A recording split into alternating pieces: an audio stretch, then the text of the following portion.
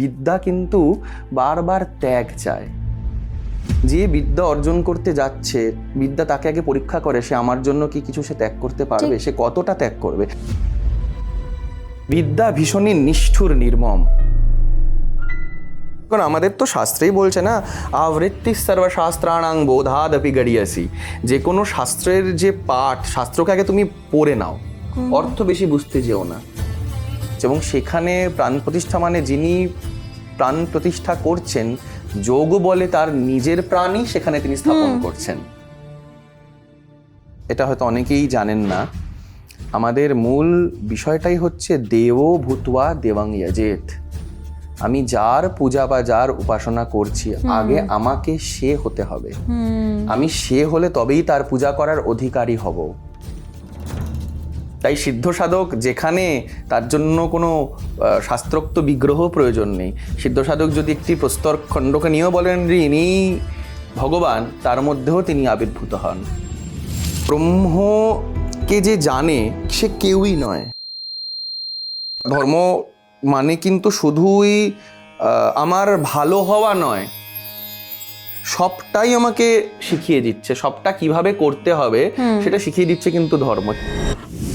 জীবন চর্যা সেটাই ধর্ম। আমার পূর্বপুরুষ কি ছিল তার জন্য যদি আজকে আমি অত্যন্ত গর্বিত হয়ে থাকি সবসময়, অথচ আমার কাজে তার কোনো জীবন শৈলীতে, আমার জীবন যাপনে, আমার চিন্তনে তার যদি কোনো প্রভাব আমি না দেখি, তাহলে তো সেটা একটা আমার কল্পিত পদক আমার গলায় ঝুলছে আর কি। আমি জমিদারের বংশধর। আমাদের ধর্ম মানে ঠাকুর ঘর, যেটা আলাদা একটা বাড়ির মধ্যে একটা আলাদা ঘর, যেটাকে দরজা বন্ধ করে রাখা হয়, সকাল আর বিকালে শুধু খোলা হয়। আমি বারবারই বলি পুরো ব্যাপারটাই না একটা বিবর্তন। আর আমাদের সনাতন ধর্মে এই বিবর্তনটাকে খুব সুন্দরভাবে মেনে নেওয়া হয়েছে। যখন যেমন ব্যাপার এসছে সেই সময়ে দাঁড়িয়ে কিন্তু সিদ্ধান্ত গ্রহণ করা হয়েছে যে আমরা এখন কিভাবে সমাজ চলবে। বাঙালিরা নিজেদেরকে নিয়ে খুশিই নয়, বাঙালি মহাপ্রভুকে ভুলে গেছে। মানে যে মানুষটার জন্য বাঙালির নবজাগরণ ঘটেছিল, সেই মানুষটাকে বাঙালি ভুলে গেল।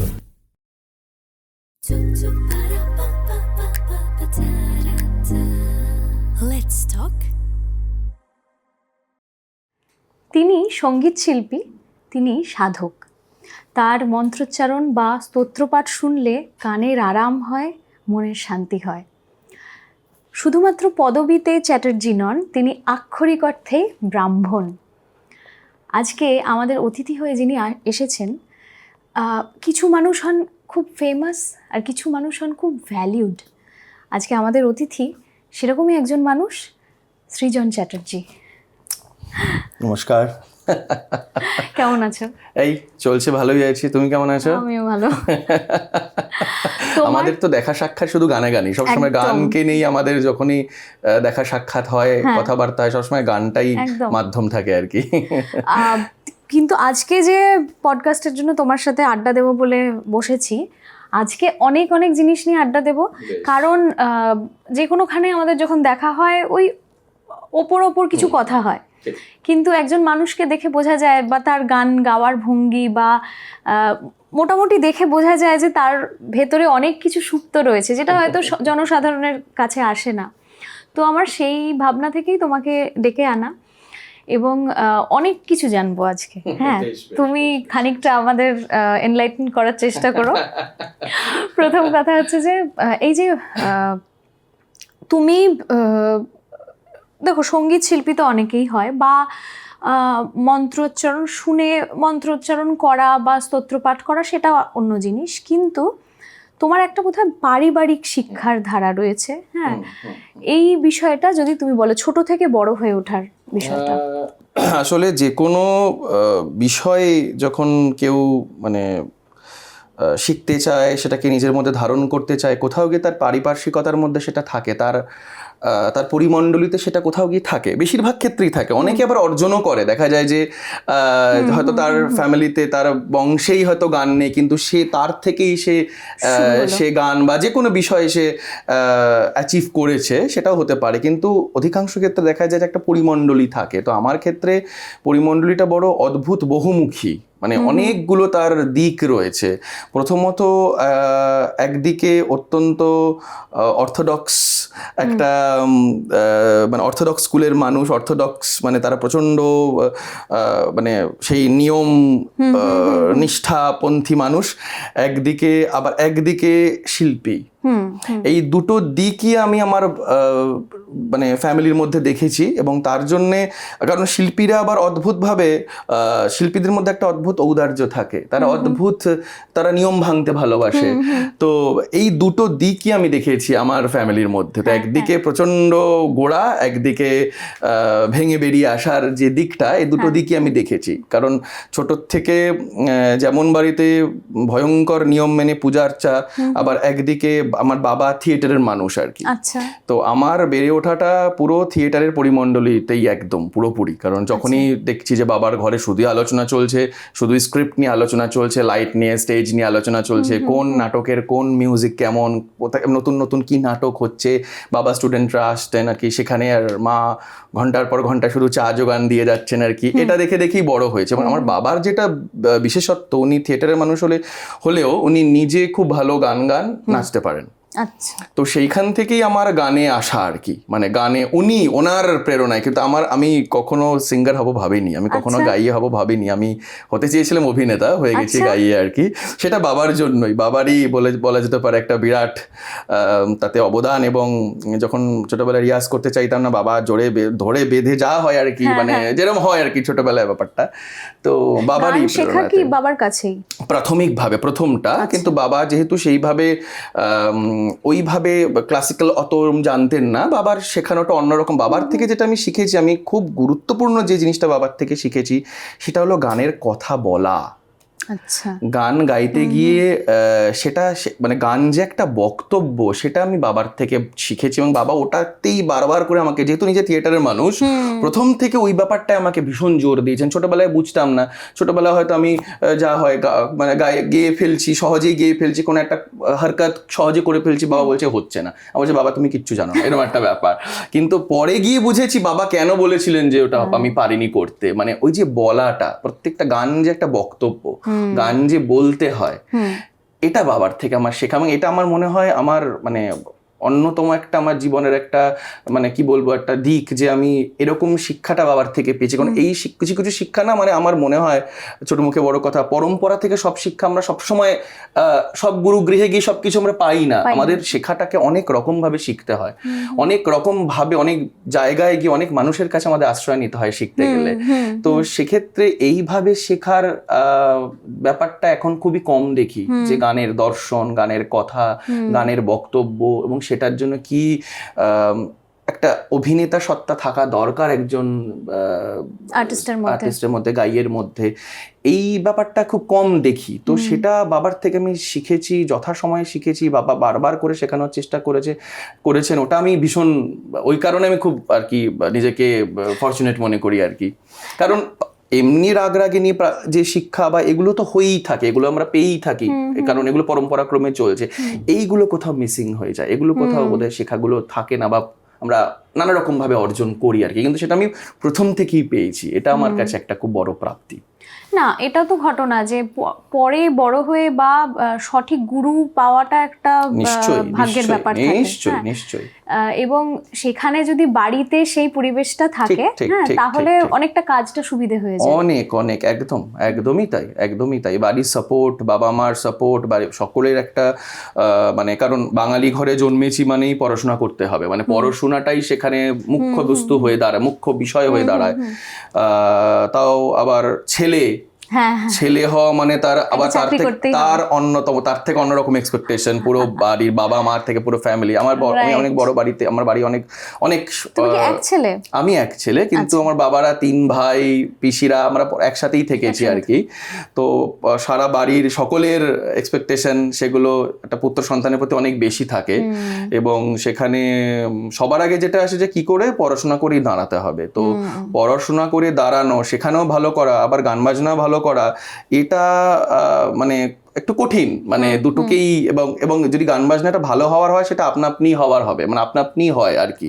না এটা কি নয় যে যে আমার মা একটা কথা বলে, যে ভালো হয় সে সবকিছুতে ভালো হয়, আর যে সব সময় সেটা হয়তো হয়ে ওঠে না, কারণ তুমি তো জানো যে একটা গান শুধুই গান গাইবো আর তার জন্য একটা ডেডিকেশন, সময় দিতে হয়, মানে অত সহজ না যে আমি একটা কিছু করেই আমি গানকে সময়, মানে গানকে ওইটুকু সময় দিয়ে আমি গানে অনেক কিছু করতে পারবো। ওটা কিন্তু যখন আমি কোনো কিছুকে সত্যি সত্যি সিরিয়াসলি ভাবছি যে সেটাকে নিয়ে আমি এগোবো বা এটাকে আমি এর ভিতরে প্রবেশ করব, কোথাও কিন্তু আমি বারবার করে বলি, আমার স্টুডেন্টদেরকেও বলি, বিদ্যা কিন্তু বারবার ত্যাগ চায়। যে কোনো বিদ্যা, যে বিদ্যা অর্জন করতে যাচ্ছে, বিদ্যা তাকে আগে পরীক্ষা করে সে আমার জন্য কি কিছু সে ত্যাগ করতে পারবে, সে কতটা ত্যাগ করবে। সে যতটা ত্যাগ করবে বিদ্যা তার দ্বিগুণ তাকে দেবে। তো বিদ্যা ভীষণই নিষ্ঠুর, নির্মম। তো সেই কারণে যখন আমি ভাবছি যে আমি গানটা নিয়েই চিন্তা ভাবনা করবো, গানের গভীরে প্রবেশ করব, তখন কিন্তু আমার মনে হয় না যে আমি আরো 5টা কাজ সমান ভাবে সমান মর্যাদা দিয়ে করে আমি গানটা করে উঠতে পারছি, এটা আমার মনে হয়নি কখনো। আমার বারবার মনে হয়েছে যদি কোনো বিষয়ে অভ্যন্তরে প্রবেশ করতে হয় তাহলে সেটাকেই ধরতে হবে, সেটাকেই সবচেয়ে বেশি সময় দিতে হবে এবং সেটাকেই মুখ্য ভেবে এগোতে হবে। এবার ভালো যে হয় তার সব দিক ভালো, সেটা কোনো একটা স্তরে হয়তো ঠিক, কোনো একটা এই সত্যটার একটা না, এটা আমার পার্সোনালি যেটা মনে হয় যে একটা বুদ্ধির গেট গুলো খুলে যায়, তো মানে ফোকাস লেভেল তখন বেটার হয়ে যায়। আসলে কি হয়, আসলে হয় যে যেটা একটা হলো প্রথমত প্রতিভা, একটা ক্ষমতা থাকে মানুষের, আরেকটা হলো যেটা হয় কোনো বিষয়ের চর্চা করতে করতে, সাধনা করতে করতে একটা দৃষ্টি তৈরি হয়, যে দৃষ্টিটা দিয়ে একটা বিদ্যা চর্চা করে যে দৃষ্টি আমার তৈরি হয়েছে ওটা দিয়ে আমি 10টা বিদ্যাকে বুঝতে পারবো, 10টা বিদ্যাকে আমি ইন্টারপ্রেট করতে পারবো, ওটাই সিদ্ধি, ওইটাই সিদ্ধি, ওইটাই কিন্তু প্রতিভা, বা ওইটাই কিন্তু যে ভালো সে সব ক্ষেত্রেই ভালো। এইটা খুব হয়। হ্যাঁ, বুঝতে পেরেছি।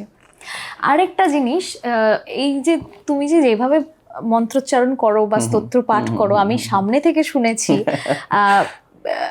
রেকর্ড হওয়ার পর সেটা যখন টিভিতে শুনি সেটা তো ভালো, সেটা আমারও কখনো, তুমি এত খুব ভালো, ওটা ভালো দিক বললে, আমার কখনো আজ পর্যন্ত রেকর্ডের ভার্সন আমার নিজেকে শুনতে ভালো লাগেনি। সবসময় মনে হয়েছে যে মঞ্চে যখন বসে বা যে কোনো জায়গায় যখন ইমপ্যাক্টটা আমি পার্সোনালি আরো বেশি পেয়েছি। একদম, এটা আমার নিজেরই মনে হয় সব সময় যে এটা খুব ভালো কথা বললে তুমি এটা।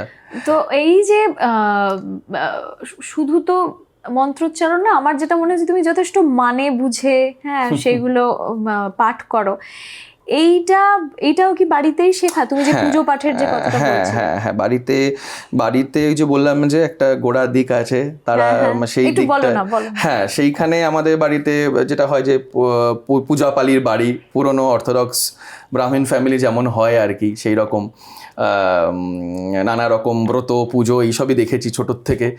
এবং সেখান থেকে আসলে কোন দিকে যে কার মন আকৃষ্ট হবে, কোন দিকে কোন মন যে কোন অংশটাকে নিয়ে নেবে, কোন বিষয়টাকে গ্রহণ করবে, এটা তো কেউ বলতে পারি না আমরা।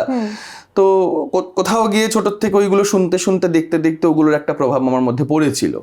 তো সেইখানে তখন যে চণ্ডী পাঠ, চণ্ডী পূজার যে মন্ত্রাদি, তখন একরকম ভাবে আমি শুনে শুনে বড় হয়েছি। কিন্তু শুধু সেখানে আমি সীমাবদ্ধ থাকিনি, আমি আরো সেটাকে ভালো করে জানতে গিয়ে আমি বিভিন্ন মানুষের কাছে গেছি, নিজে বারবার করে শুনেছি বিভিন্ন মানুষের কাছে গিয়ে তাদের বলা। আমি বেনারসে একটা সময়, কাশিতে, ওটা খুব ইন্টারেস্টিং, আমি বিভিন্ন মন্দিরগুলো ঘুরেছি, সেইখানকার ওইখানে বসে ওখানকার পণ্ডিতরা কিভাবে স্তোত্র বলছে সেগুলোকে আমি লুকিয়ে লুকিয়ে রেকর্ড করেছি। দিনের পর দিন আমি সেখানে ঘুরে ঘুরে প্রত্যেকদিন সন্ধ্যায় আমি পৌঁছে যেতাম। কোনো বিশেষ আমার কতগুলো ঘাটি আছে, সেখানে প্রত্যেকদিন সন্ধ্যায় যেখানে আমার মনে হতো যে এখানে খুব সুন্দর করে পাঠটা হচ্ছে, প্রথমে খুঁজতে হয়েছে, খোঁজার পর অনেকদিন থেকেছো তুমি, অনেকদিন থেকে খুঁজে তারপরে কি করে পেয়েও গেছি, অদ্ভুত ব্যাপার। তো সেখানে দেখি সবাই ওখানে একসঙ্গে মিলে সেই স্তোত্র পাঠ করছে, আমি সেখানে পিছনে আস্তে করে মোবাইলের রেকর্ডারটা আমি অন করে দিয়েছি, দেখেছি। এবার ওখান থেকে ওগুলোকে শুনে শুনে নিয়ে এইভাবে আমি নিজেকে তৈরি করেছি আর কি। আর নিশ্চয়ই গুরু তো থাকবেনই, যে কোনো বিষয়ের গুরু। আমি অনেকের কাছে শিখেছি, অনেকের কাছে এগুলো সম্পর্কে বুঝতে গেছি, বুঝেছি। তো সেই এইভাবেই পুরো ব্যাপারটা। তুমি টোলেও বোধহয় পড়াশোনা করেছো? খুব কম সময় টোলের ব্যাপারটা। সেটা কোথায়, কাশিতেই? না না না, সেটা এখানেই। তখন মানে খুব টোল, মানে আমি যে সময় টোলের ওই পরিমণ্ডলটায় ঢুকছিলাম সেখানে টোল একদম টোল নেই বললেই চলে। খুব কারণ টোলের একটা পরীক্ষার ব্যাপার হয় এবং সেই পরীক্ষাটা খুব ইরেগুলার হয়ে গেছিল সেই সময়। তুমি খেয়াল করতে পারো, আগে দেখবে যে অমুক তীর্থ, নামের পাশে ব্যাকরণ তীর্থ, অমুক শাস্ত্রী, আচার্য, এগুলো।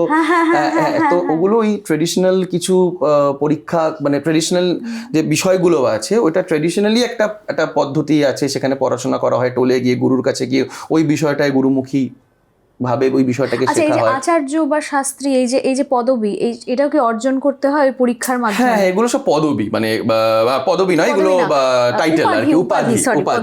এগুলো উপাধিগুলো অবশ্যই তো অর্জন করতে হয়, বিভিন্ন এই উপাধিগুলো, এবং অনেকটাই এগুলো মানে পড়াশোনা কেন্দ্রিক বটে। আচ্ছা, তো আমি জানি না এই বিষয়ে, আমার জ্ঞান কম। ওই আমি দেখেছি বেদের মন্ত্রোচ্চারণ বাচ্চারা পড়ছে এই যে হ্যাঁ, ওগুলো সব হাত দেখিয়ে উদাত্ত অনুদাত্ত স্বরিত করে করে, কারণ বেদের মন্ত্র যখন বলা হয় তখন কিন্তু সেটা কিন্তু পুরো ব্যাকরণ সম্মত। মানে আমার ইচ্ছা হলে আমি যেখানে সেখানে নিচু উঁচু করতে পারবো না। এই যে ডা ডা ডা ডা ডা ডা ডা ডা, এই যে যেটা চলছে, এটা উদাত্ত অনুদাত্ত স্বরিত প্রচয় বলে বেদের স্বরের যে সিস্টেম, ওটা পুরো নোটেশন, আমরা যে নোটেশন বলি না, নোটেশন করা ওরকম ভাবে নির্দিষ্ট আছে। ওইভাবেই মানে বেদ মন্ত্র উচ্চারণ করতে হবে, নালে সেটা প্রত্যবায়, নালে সেটা পাপ বলে ধরা হয়েছে। এবং খুব সুন্দর সুন্দর গল্পও আছে যে ওই উঁচু নিচু, যেটাকে আমরা সাধারণ বোঝার জন্য বলছি, উঁচু স্বর নিচু স্বর, উঁচু স্বর নিচু স্বর, এইটা ভুল হওয়ার জন্য, অর্থ বদলে যাওয়ার জন্য যোগ্য বিপরীত ফল প্রদান করেছে। তো এই বিষয়টা ওটা কিন্তু পুরো নির্দিষ্ট, কিভাবে বলবে, এইভাবে এই যে হাত তুলছে, এটা নির্দিষ্ট গুরুকুল। এটা ওইটা মনের, আমি দেখে ভেবেছিলাম যে ওটা বোধহয় মনে রাখার জন্য করছে। না, কিছু তো ঠিক আছে, কিন্তু ওটা সিস্টেম, মানে ওটা ওইভাবেই করা হয়, ওটা ওইভাবেই চলে। সামবেদের ক্ষেত্রে এরকম হাত এই করের মধ্যে স্বর দেখানো হয়, ঘুরিয়ে। আচ্ছা, এই যে গোনার বিষয়টা এখান থেকে বোধহয় শুরু হয়। হ্যাঁ, এরকম করে উল্টো দিকে যায়, উল্টো দিকে, মানে কেন এটা এভাবে চলে আসছে? না, তুমি কখনো, আমার যেমন খুব মনে হচ্ছে কেন, মানে আমরা ছোটবেলা থেকে যখন কর গুনেছি এইভাবে নরমালি, কিন্তু আমরা যখন আবার সন্ধ্যা বন্দনা ইত্যাদি করি তখন কিন্তু আবার এইভাবে কর গোনা চলে। আমি কোনোদিনও শিখিনি। হ্যাঁ, সেটা পুরো অন্যরকম ভাবে কর গোনা চলে, সেটা আবার অন্যরকম ব্যাপার। হ্যাঁ, মানে এটা কেন এইখান থেকে শুরু হয়ে তারপর এই দিকে গিয়ে, মানে এটা একটা পদ্ধতি, মানে কিছু তো কারণ থাকবে নিশ্চয়ই। কিছু কারণ কখনো, মানে আসলে এটা দেবতা অনুযায়ী এগুলো করমালা জপের বিষয় আর কি। করমালায় জপের যে ব্যাপারটা, সেটা হয় যে দেবতা বিষয়ে সেটা বদলে যায়। কোনো দেবতার করমালার জপ এক প্রকার ভাবে যাবে, কোনো দেবতার একটু অন্যরকম ভাবে যাবে। সেখানে স্ত্রী দেবী আর পুরুষ, মানে স্ত্রী দেবতা পুরুষ দেবতার মধ্যেও ভাগ আছে। তো এইগুলো সিস্টেম পরম্পরাক্রমে চলে আসছে এগুলো আর কি। এই যে যেরকম মুদ্রা, বিভিন্ন রকম মুদ্রা, এই যে আমাদের 5 এলিমেন্টস, এইটা যখন এই এক একটা মুদ্রা করছি তখন তার এক একটা এফেক্ট হচ্ছে। তো এই যে আমাদের যেরকম আকুপ্রেশার, মানে হাতে সমস্ত নার্ভ এন্ডিংস রয়েছে, হতে পারে এখানে কি হতে পারে, সেটাও হতে পারে যে এই যে প্রেস করে করা হচ্ছে, হতে পারে তার সঙ্গে কোনো ব্যাপারটা যুক্ত। এত সূক্ষ্ম তো আমাদের প্রত্যেকটাই, আমাদের সনাতনী পদ্ধতি, সনাতনী যে যা আছে আর কি, সনাতন ধর্মের যা দিক, এবং আমি সেক্ষেত্রে আমাদের সঙ্গীতটাকেও তারই একটা পথ বলে মনে করি। তো সেখানে যা রয়েছে সেগুলো প্রত্যেকটারই বিশেষ ব্যঞ্জনা রয়েছে, বিশেষ কারণ রয়েছে, এবং বিভিন্ন লেয়ার্স রয়েছে। কেন সেগুলো সব কেনর উত্তর আমরা পাই না, কিন্তু হয়তো পরম্পরার থেকে সেগুলো হারিয়ে গেছে সেই কেনর উত্তরগুলো। কিন্তু প্রত্যেকটার একটা মানে আছে, একটা কারণ আছে, একটা তাৎপর্য আছে। তো অনেক ক্ষেত্রে দেখেছি অনেক আচার্য অনেক গুরুদেরকে জিজ্ঞাসা করে কেন বলতে অনেক উত্তর দেওয়ার পর বলেছেন যে এরকমই শাস্ত্র বলেছে তাই, মানে তখন কেবল শাস্ত্র বলেছে তাই এটাই ভাবে করতে হবে, মানে এইভাবে অনেক সময় ব্যাখ্যা করা হয়েছে। আবার অনেক কেন খুব সুন্দর সুন্দর উত্তর পেয়েছি। তো এটা হতে পারে, তুমি যেটা বললে সেটাও হতে পারে। আমি আমার ক্ষুদ্র বুদ্ধি দিয়ে এভাবে আমার জাস্টিফাই করার চেষ্টা করেছি। ঠিক যেমন তুমি যেটা বলছিলে ছোটবেলা অঙ্ক করতে খুব ভালো লাগতো, তো দিভাই তো অঙ্ক নিয়ে পড়াশোনা ভালো করেছে। লাগতো? হ্যাঁ। ও আচ্ছা আচ্ছা, খুব ভালো। আমি একজন সঙ্গীত শিল্পীকে দেখলাম বলতে যে আমি অঙ্ক খুব ভালোবাসি, এটা খুব ভালো, মানে এটা খুব ভালো দিক। ভালো লাগতো। তো আমার দিদি অঙ্ক নিয়ে পড়েছে, ও বলেছিল আর যাই করিস অঙ্ক নিয়ে পড়িস না। আচ্ছা আমার ইচ্ছে ছিল, আমার হাইয়েস্ট মার্কস ছিল অঙ্কতে। আচ্ছা, তো ও বলেছিল কারণ ফার্স্ট ইয়ার সেকেন্ড ইয়ারে নাকি এরকম হয় পুরো অঙ্ক মুখস্থ করতে হয়।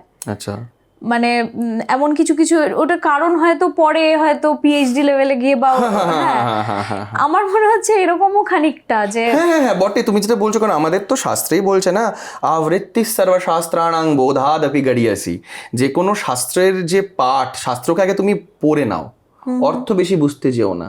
আচ্ছা, আবৃত্তি সর্বশাস্ত্রাণ, মানে প্রথমে আবৃত্তি, যে কোনো শাস্ত্রে তুমি পাঠ করো।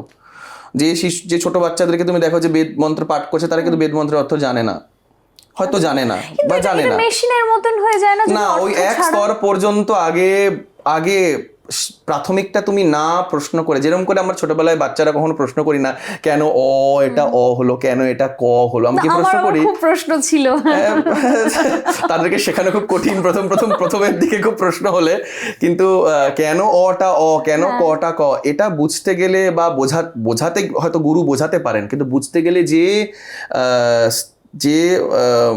বিকশিত মনটা দরকার, সেটা হয়তো সেই বয়সে থাকে না। তো এর জন্য যে কোনো শাস্ত্র, কারণ এটা নিজেও আমি বুঝেছি বারবার করে, কারণ এক একটা সময় এক একটা শাস্ত্র, এক একটা মন্ত্র, এক একটা বিষয় এক এক রকমভাবে আমার কাছে ধরা দিয়েছে। তো এক এক সময়, এবং এও আছে যে একই বিষয় বিভিন্ন পরম্পরা, বিভিন্ন সম্প্রদায় এক এক রকম ভাবে তাকে গ্রহণ করেছে, তার এক এক রকম অর্থ করেছেন, কিন্তু মূল বিষয়টা কিন্তু এক। তো ওই কারণে আমাদের বারবার করে বলা হয়েছে যে মূল যে শাস্ত্র, মূল যে বিষয়, সেগুলোকে তুমি জেনে যাও, আগে জেনে নাও, মানে আগে ওখানে প্রশ্ন করো না। এইবার সময় হতে হতে তুমি অর্থ বুঝবে, অর্থ বোঝার তোমার সময় আছে, তুমি অর্থ বুঝে যাবে, কিন্তু প্রথমে তুমি আগে ভালো করে শুধুই রোবটের মতো আগে তুমি ওটাকে গ্রহণ করো আগে, কারণ আগে তো আমাদের সিস্টেমে তো লেখার ব্যাপার ছিল না, লিখে পড়াশোনা করার ব্যাপারটা প্রথমে ছিল না, পুরোটাই শুনে শুনে, তাই শ্রুতি, হ্যাঁ, বেদের নাম শ্রুতি। এই জন্যই কি সুরে করা হয়েছে যাতে মনে থাকে বেশি? আমি জানি না, মানে হ্যাঁ, বা সুরে করার, হ্যাঁ একটা তো কারণ আছেই, কিন্তু স্বর, এটা যে কেন স্বরের যে বিষয়টা এভাবে কেন নির্দিষ্ট করে দেওয়া হলো, এটা কিন্তু খুব রহস্য। এবং এই আরেকটাও জিনিস আমার যেটা মনে হয়েছে যে ধরো গল্প, একটা এমনি গল্প, সেটা মুখে মুখে ঘুরতে ঘুরতে চেঞ্জ হয়ে যায়, কিন্তু কবিতা যদি কোনো থাকে তো লাইন বাই লাইন, তাই তো, পদ্যে রচনা করার মানে মূল কারণটাই হলো খুব সহজে সেটাকে শিখে নেওয়া বা চেঞ্জ না চেঞ্জ তাতেও হয়েছে, চেঞ্জ হয়নি তা নয়, হ্যাঁ বহু পাঠান্তর পাওয়া যায়, পুঁথি থেকে পুঁথিতে এসছে, একটা পুঁথি নষ্ট হয়ে গেছে, তো সেটা হতেই পারে, কিন্তু মূল বিষয়টা হলো পদ্যে আনা, মানে একটা কঠিন বিষয়কে পদ্যে আনা হলো মানে আমার ওটা সহজে, মানে আমি মুখস্থ করে ফেলতে পারি আর কি, মনে রাখতে পারি আর কি। গদ্যে একটা এত বড় প্যারাগ্রাফের মধ্যে না, সংস্কৃত ভাষার বৈশিষ্ট্যই হলো সংস্কৃত ছোট করে দেয়, সবকিছু ছোট করে দেয়। তো সেই কারণে সেই ক্ষমতাটাই ভাষার রয়েছে। তো সেই কারণে যখনই পদ্যাত্মকভাবে কিছু শিখছি, তখন আমার সহজেই সেটা আমি মনে রাখতে পারছি। গান যেভাবে আমি সহজে মনে রাখতে পারি, কবিতা যেভাবে আমি সহজেই মনে রাখতে পারি, একটা গদ্য কিন্তু কেউ ওরম ভাবে মনে রেখে পুরো বলে দিতে পারবে না, মানে পুরো লাইন বাই লাইন থাকবে না, হ্যাঁ তার একটা সারাংশ মনে রইলো বা জিস্টটা মনে রাখতে পারে, কিন্তু একদম যেটা বিষয় সেটা কিন্তু পদ্যে যেভাবে সেটাকে মনে রাখা সম্ভব যেভাবে, তো সেটা আমাদের শাস্ত্রে কিন্তু বারবার করেছে, বারবার যে কোনো শাস্ত্র সেখানে পদ্যেই সব রচনা করা হয়েছে। ওটা কিন্তু এই বিদ্যাটাকে মনে রাখার জন্য, বিদ্যাটাকে সহজে প্রদান করার জন্য, মানে একটা, কারণ যে কোনো বিদ্যা তো সম্প্রদান, মানে একটা সম্প্রদায়ের মধ্যে দিয়ে যায়, গুরু তার শিষ্যকে দেয়, সেই শিষ্য কখনো গুরু হচ্ছেন, তিনি আবার তার শিষ্যকে দিচ্ছেন। তো কোথাও কি এটা সহজ হয়ে যায় যখন এটা পদ্যে হয় আর কি ব্যাপারটা। তো এই কারণে আমাদের অধিকাংশ ব্যাপারে আমরা দেখতে পাচ্ছি খুব পদ্যাত্মক, পুরোটাই আর কি, মানে ওইভাবে ছন্দে লেখা আর কি। আর এই যে সংস্কৃত নিয়ে তুমি তো পড়াশোনা করেছো মোস্ট প্রবাবলি, হ্যাঁ, সংস্কৃতে তুমি মানে গ্র্যাজুয়েশন করে তারপর মাস্টার্সও করেছো, তার মানে কোনো স্পেসিফিক কোনো লাইন নিয়ে করেছো কি? মানে না, আমাদের যেটা হয় সংস্কৃতের অনেকগুলো স্পেশাল পেপার থাকে, তার মধ্যে স্পেশাল পেপার একটা আমরা যেটা হয় জেনারেল পেপার পড়তে, আমাদের অনেকগুলো বিষয় পড়তে হয়, সব বিষয় একটু একটু একটু করে পড়তে হয়। তারপরে একটা বছর থাকে যেখানে আমরা স্পেশাল পেপার দিতে হয়, তো আমার ক্ষেত্রে আমি প্রাকৃত, পালি এইগুলোকে আমার স্পেশাল পেপার রেখেছিলাম একটা সময়। তো এইভাবেই আর কি। কিন্তু আমার প্রাকৃত এবং পালি এগুলো কি সংস্কৃতের মধ্যেই রয়েছে? হ্যাঁ, কারণ ওটা সংস্কৃত, ওটা ভাষাতত্ত্বের একটা ব্যাপার। তো মানে ভাষা মানে যেহেতু প্রাচীন ভাষা, হ্যাঁ হ্যাঁ হ্যাঁ হ্যাঁ, একটি বৌদ্ধ ধর্মের ধর্ম প্রচার করার জন্য যে ভাষাটি মাধ্যম হয়েছিল সেটি হলো পালি, এবং জৈন ধর্মের যে ভাষাটি আর কি মাধ্যম হয়ে উঠেছিল সেটি প্রাকৃত।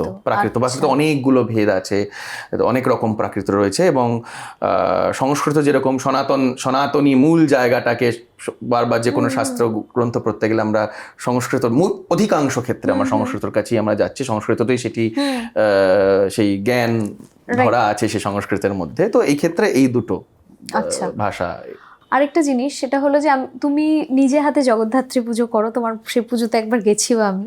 এবং শুধু পুজো না, আমার যেটা সব থেকে ভালো লেগেছে, তুমি আয়োজন থাকে মানে, কিন্তু তোমার প্রত্যেকটা কাজে এত যত্ন।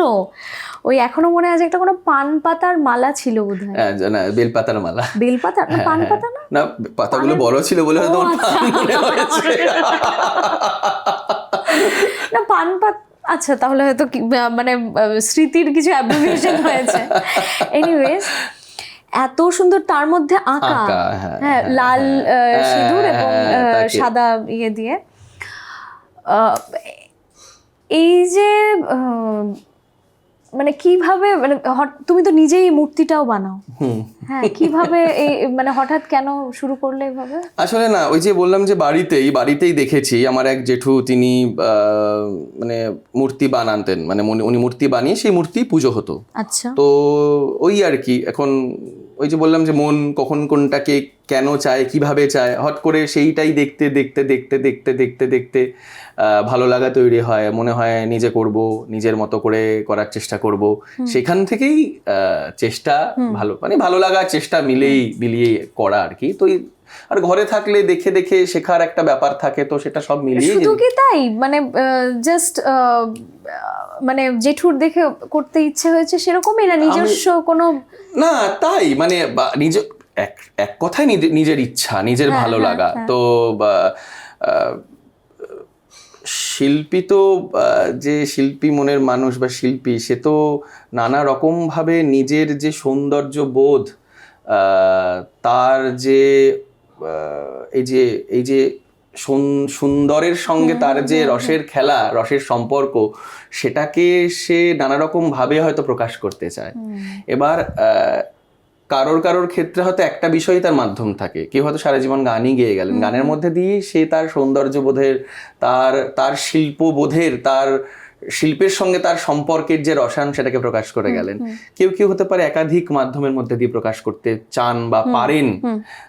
তো আমার মনে হয় এটা আমার একটা মাধ্যম, ওইটা আমার নিজের মুক্তির একটা জায়গা। আমি নিজেকে পরে খেয়াল করেছি, আমি যখন মাটির কাজ করি, যখন আমি কাজটা করি আমার মাথায় কিছু থাকে না। হয়তো মঞ্চে গান গাইতে গেলে অনেক কিছু মাথায় ঘোরে, যে আজকে এখানে অনুষ্ঠান আমাকে গাইতে হবে।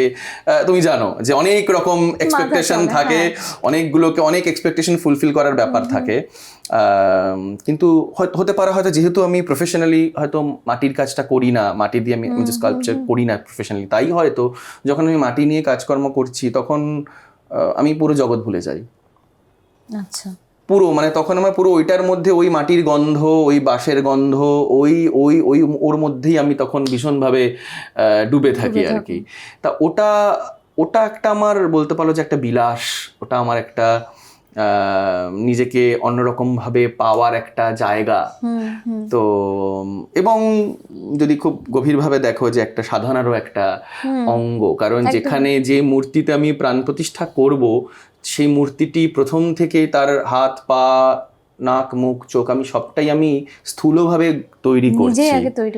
তো আমার মনে হয় সেখান থেকেই প্রাণ প্রতিষ্ঠার বিষয়টা যেন শুরু হয়ে যায়। যখন আমি মাটির মুখটাকে যখন আমি তৈরি করছি, কেমন চোখটা হবে, কেমন এই যে মনোময়ী প্রতিমা, আমাদের শাস্ত্রে বলছে যে মনোময়ী প্রতিমা, যে নিজের মনের মতো, একটা অসাধারণ প্রেমিক মহারাজের গান, মনো ছাঁচে তোমাকে ফেলে শ্যামা, মনোময়ী মূর্তি আজ লব তুলে।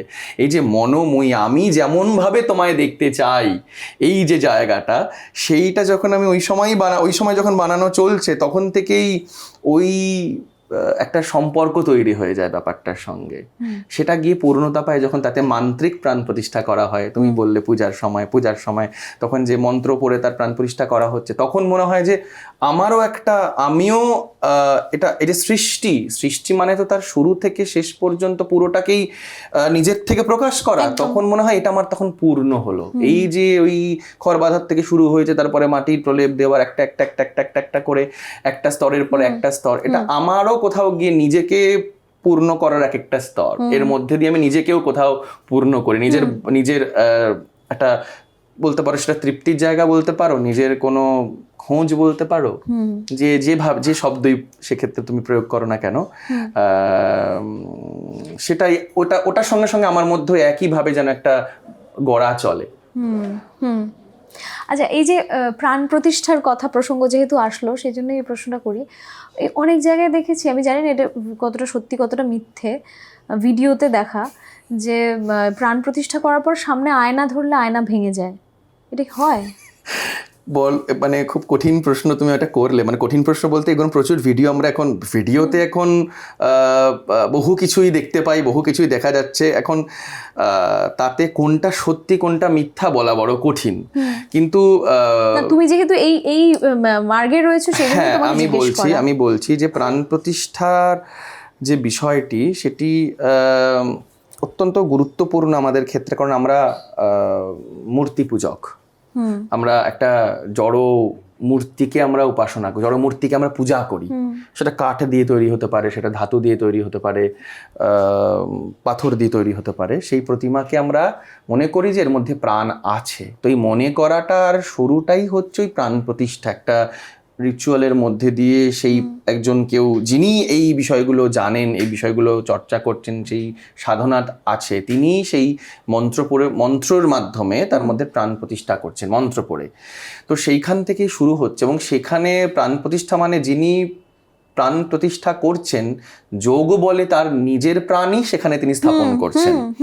এবং তখন তার যদি সেই অনুভূতি হয়, তিনি তখন আরো প্রত্যক্ষ, আরো স্পষ্টভাবে দেখতে পান যে সেই মূর্তিটি, ঠাকুর যখন বলছেন না, যে ঠাকুর শ্রীরামকৃষ্ণদেব বলছেন যে আমি তুলো ধরে নাকের সামনে দেখেছি ভবতারিণীর, যে হ্যাঁ শ্বাস পড়ে মায়ের। তো এটা যে দেখতে পায় সে দেখতে পায়, যার যেটা দেখার। কিন্তু ওই যে আমাদের বিশ্বাস, আমরা ধরে নিই যে তিনি সেখানে আছেন। যদি প্রাণ প্রতিষ্ঠার মন্ত্র ভুলও হয়, যদি প্রাণ প্রতিষ্ঠার পদ্ধতিও ভুল হয়, তবুও তো তিনি সেখানে আছেন। হ্যাঁ, অ্যাকচুয়ালি তিনি তো সর্বাং প্রাণময়াং জগৎ, সব ক্ষেত্রেই সব জায়গাতেই প্রাণের প্রকাশ, সব জায়গাতে প্রাণের প্রকাশ। যদি আমি এটাই ভাবি যে যদি ভুলও হয় মন্ত্র, যদি সবটাই ভুল হয়, তবুও তিনি তার মধ্যে আছেন, তার মতো করে তিনি বিকশিত হয়েছেন। মানে একটা প্রাণ মানুষের মধ্যেও রয়েছে, একটা প্রাণ উদ্ভিদের মধ্যেও রয়েছে, কিন্তু দুটোর বিকাশ, দুটো প্রকাশ দু রকমের। তো আমরা যেটা মনে করি যে জড়ের মধ্যে যে প্রাণ রয়েছে, তার প্রকাশটা ততটাই সেরকমই। তো সেক্ষেত্রে কোনো বিরোধ নেই, সেই জায়গাটায় কোনো বিরোধ নেই। মানে প্রাণ তো সবকিছু, হ্যাঁ সেটা তো বটেই। আরেকটা এই যে ধরো মন্ত্র উচ্চারণ করলে শুধু যে তুমি একটা মাটির মূর্তিতে প্রাণ প্রতিষ্ঠা করছো তা তো না, তোমার নিজের দেহের মধ্যে যে প্রাণ আছে সেখানেও তো কিছু ভাইব্রেশন হয়। নিশ্চয়ই সঠিকভাবে যদি উচ্চারণ করা হয়। নিশ্চয়ই। দেখো, আগে আমাদের যে পূজা পদ্ধতি বা যে পূজার যে বিধি, সেখানে এটা হয়তো অনেকেই জানেন না, আমাদের মূল বিষয়টাই হচ্ছে দেবো ভূত্বা দেবাং যজেত। আমি যার পূজা বা যার উপাসনা করছি, আগে আমাকে সে হতে হবে। আমি সে হলে তবেই তার পূজা করার অধিকারী হব। তো আমি যদি আজকে যে বিগ্রহের পুজো করি না কেন, কালী হোক, জগদ্ধাত্রী হোক, যেই হন না কেন, তো আগে আমাকে সেই সত্তাকে নিজের মধ্যে আরোপ করতে হচ্ছে। আগে আমি নিজেকে মনে করছি যে সোহম, আমি সেই। তো আমি সেই চিন্তা করে আমাকে সেইভাবে সেই সত্তাটাকে নিজের মধ্যে আরোপ করে চিন্তা করতে হচ্ছে যে আমিই সেই, তারপরে আমি পূজা করার অধিকার লাভ করছি। সুতরাং মন্ত্রের নিজের আসল জায়গাটাই নিজের সঙ্গে, মন্ত্র পাঠ মন্ত্র বলা আসল ব্যাপারটাই নিজের সঙ্গে অনেকটা বেশি আগে। তারপরে যখন স্তবস্তুতি করছি তখন তো আমি আমার উপাস্যের স্তবস্তুতি করছি, তখন সেটা আমার মন্ত্র দিয়ে আমি আমার উপাস্যের সেবা করছি, সেটা একটা অন্য ব্যাপার। কিন্তু মন্ত্র নিজে শোনা, নিজে মন্ত্রগুলোর অর্থ অনুধাবন করা, বোঝা, সেটা সবার আগে প্রয়োজন। মানে নিজের সঙ্গে যোগটা আগে সবার আগে প্রয়োজন। আচ্ছা, একটু চা এসে গেছে। হ্যাঁ, নিশ্চয়ই।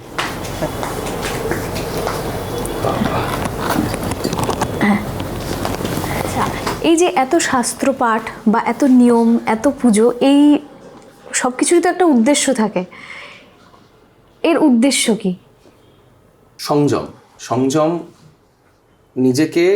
নিজেকে একটা বেড়া দিয়ে, নিজের চারদিকে একটা বেড়া দিয়ে নিজেকে ঠিক রাখা, যাতে আমার সংকল্প যেটা রয়েছে, যেটা আমি সংকল্প করেছি যে আমি সেখানে আমাকে পৌঁছতে হবে, আমার যেটা লক্ষ্য, সেটা যেন আমি খুব সহজেই খুব অল্প সময় যাতে পৌঁছতে পারি, তার জন্য যে ওই সংযম, নিজেকে একটা ফোকাস রেখে নিজে ওইভাবে এগিয়ে যাওয়া, ওর জন্যই এত নিয়ম, এত নিয়মের এত বাহুল্য বারবার করে। না, সংকল্প মানে সেটা যদি আমি কি হিসেবে, মানে যে কোনো ভাবে তুমি ধরতে পারো, মানে সেটা ম্যাটেরিয়াল, হ্যাঁ, যে কোনো ম্যাটেরিয়াল হোক বা যে কোনো। আমি হঠাৎ এই প্রসঙ্গে আমার শ্যামাচরণ লাহিড়ীর একটা অদ্ভুত সুন্দর আমার পূজা সৃষ্টি ছাড়া, সেথা গঙ্গা জলের নেইকো ছড়া, ফুল লাগে না রাশি রাশি, আমার হারিয়ে গেছে কোষাকুষি, হারিয়ে গেছে শিব কালী তারা, আমি আত্মা নিয়ে আত্মহারা, দেব দেবী সব গেছে ভুলি, এবার শূন্যের সাথে কোলাকুলি, যুক্ত মুক্ত ত্রিবেণীতে আমি সদাই ডুবে মরি, হারিয়ে যাওয়ার উল্লাসে তাই নিজের পূজা নিজেই করি। একদম। তো আমার একটা যেটা মনে হচ্ছিল যে আলটিমেটলি তো, কেন আমি জিজ্ঞেস করলাম, আলটিমেটলি তো ঈশ্বর লাভই কোনো না কোনোভাবে নিজেকে মুক্ত করা বা যাই চাই না কেন, আত্ম উপলব্ধি, নিজেকেই পাওয়া।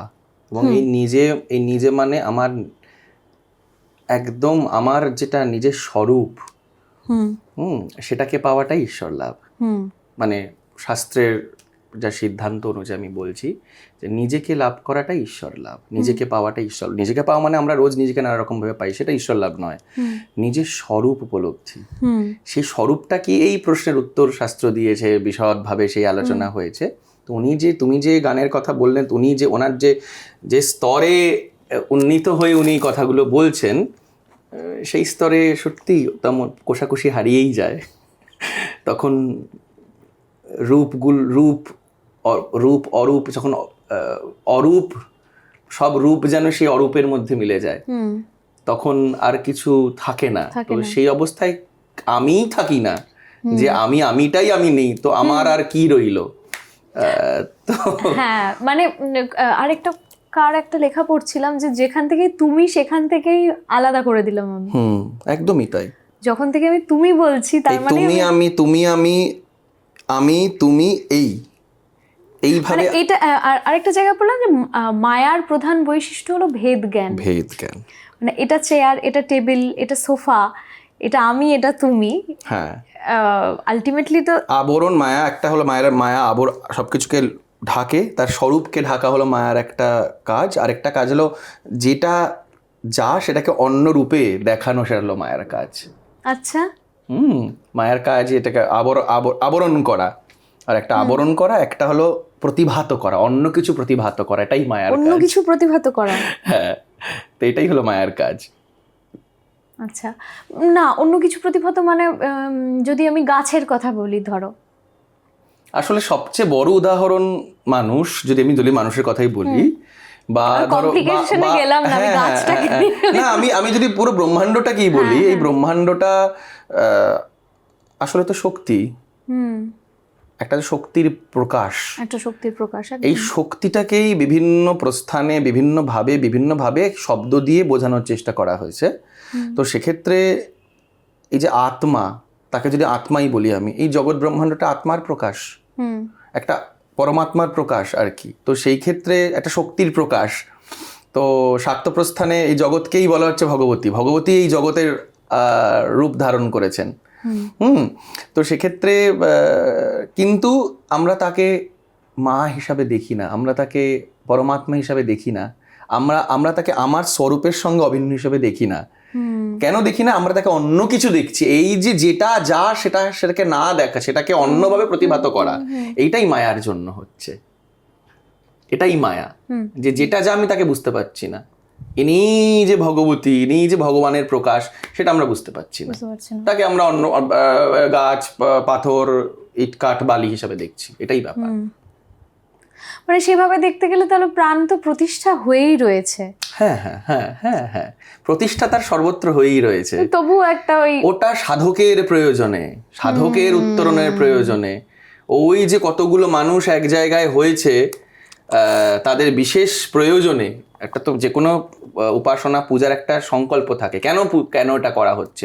ওই প্রয়োজন সিদ্ধের জন্য, ওই বিগ্রহে যাতে তিনি অবতীর্ণ হয়ে তিনি অনুগ্রহ করতে পারেন, তার জন্যই প্রাণ প্রতিষ্ঠা। এটা সাধকের জন্য, সাধকের নিজের উত্তরণের জন্য। তাই সিদ্ধ সাধক যেখানে তার জন্য কোনো শাস্ত্রোক্ত বিগ্রহ প্রয়োজন নেই, সিদ্ধ সাধক যদি একটি প্রস্তর খণ্ডকে নিয়েও বলেন ইনি ভগবান, তার মধ্যেও তিনি আবির্ভূত হন। সিদ্ধ সাধক যদি নিজেকে ভগবান বলেন, বলতেই পারেন, বলেওছেন।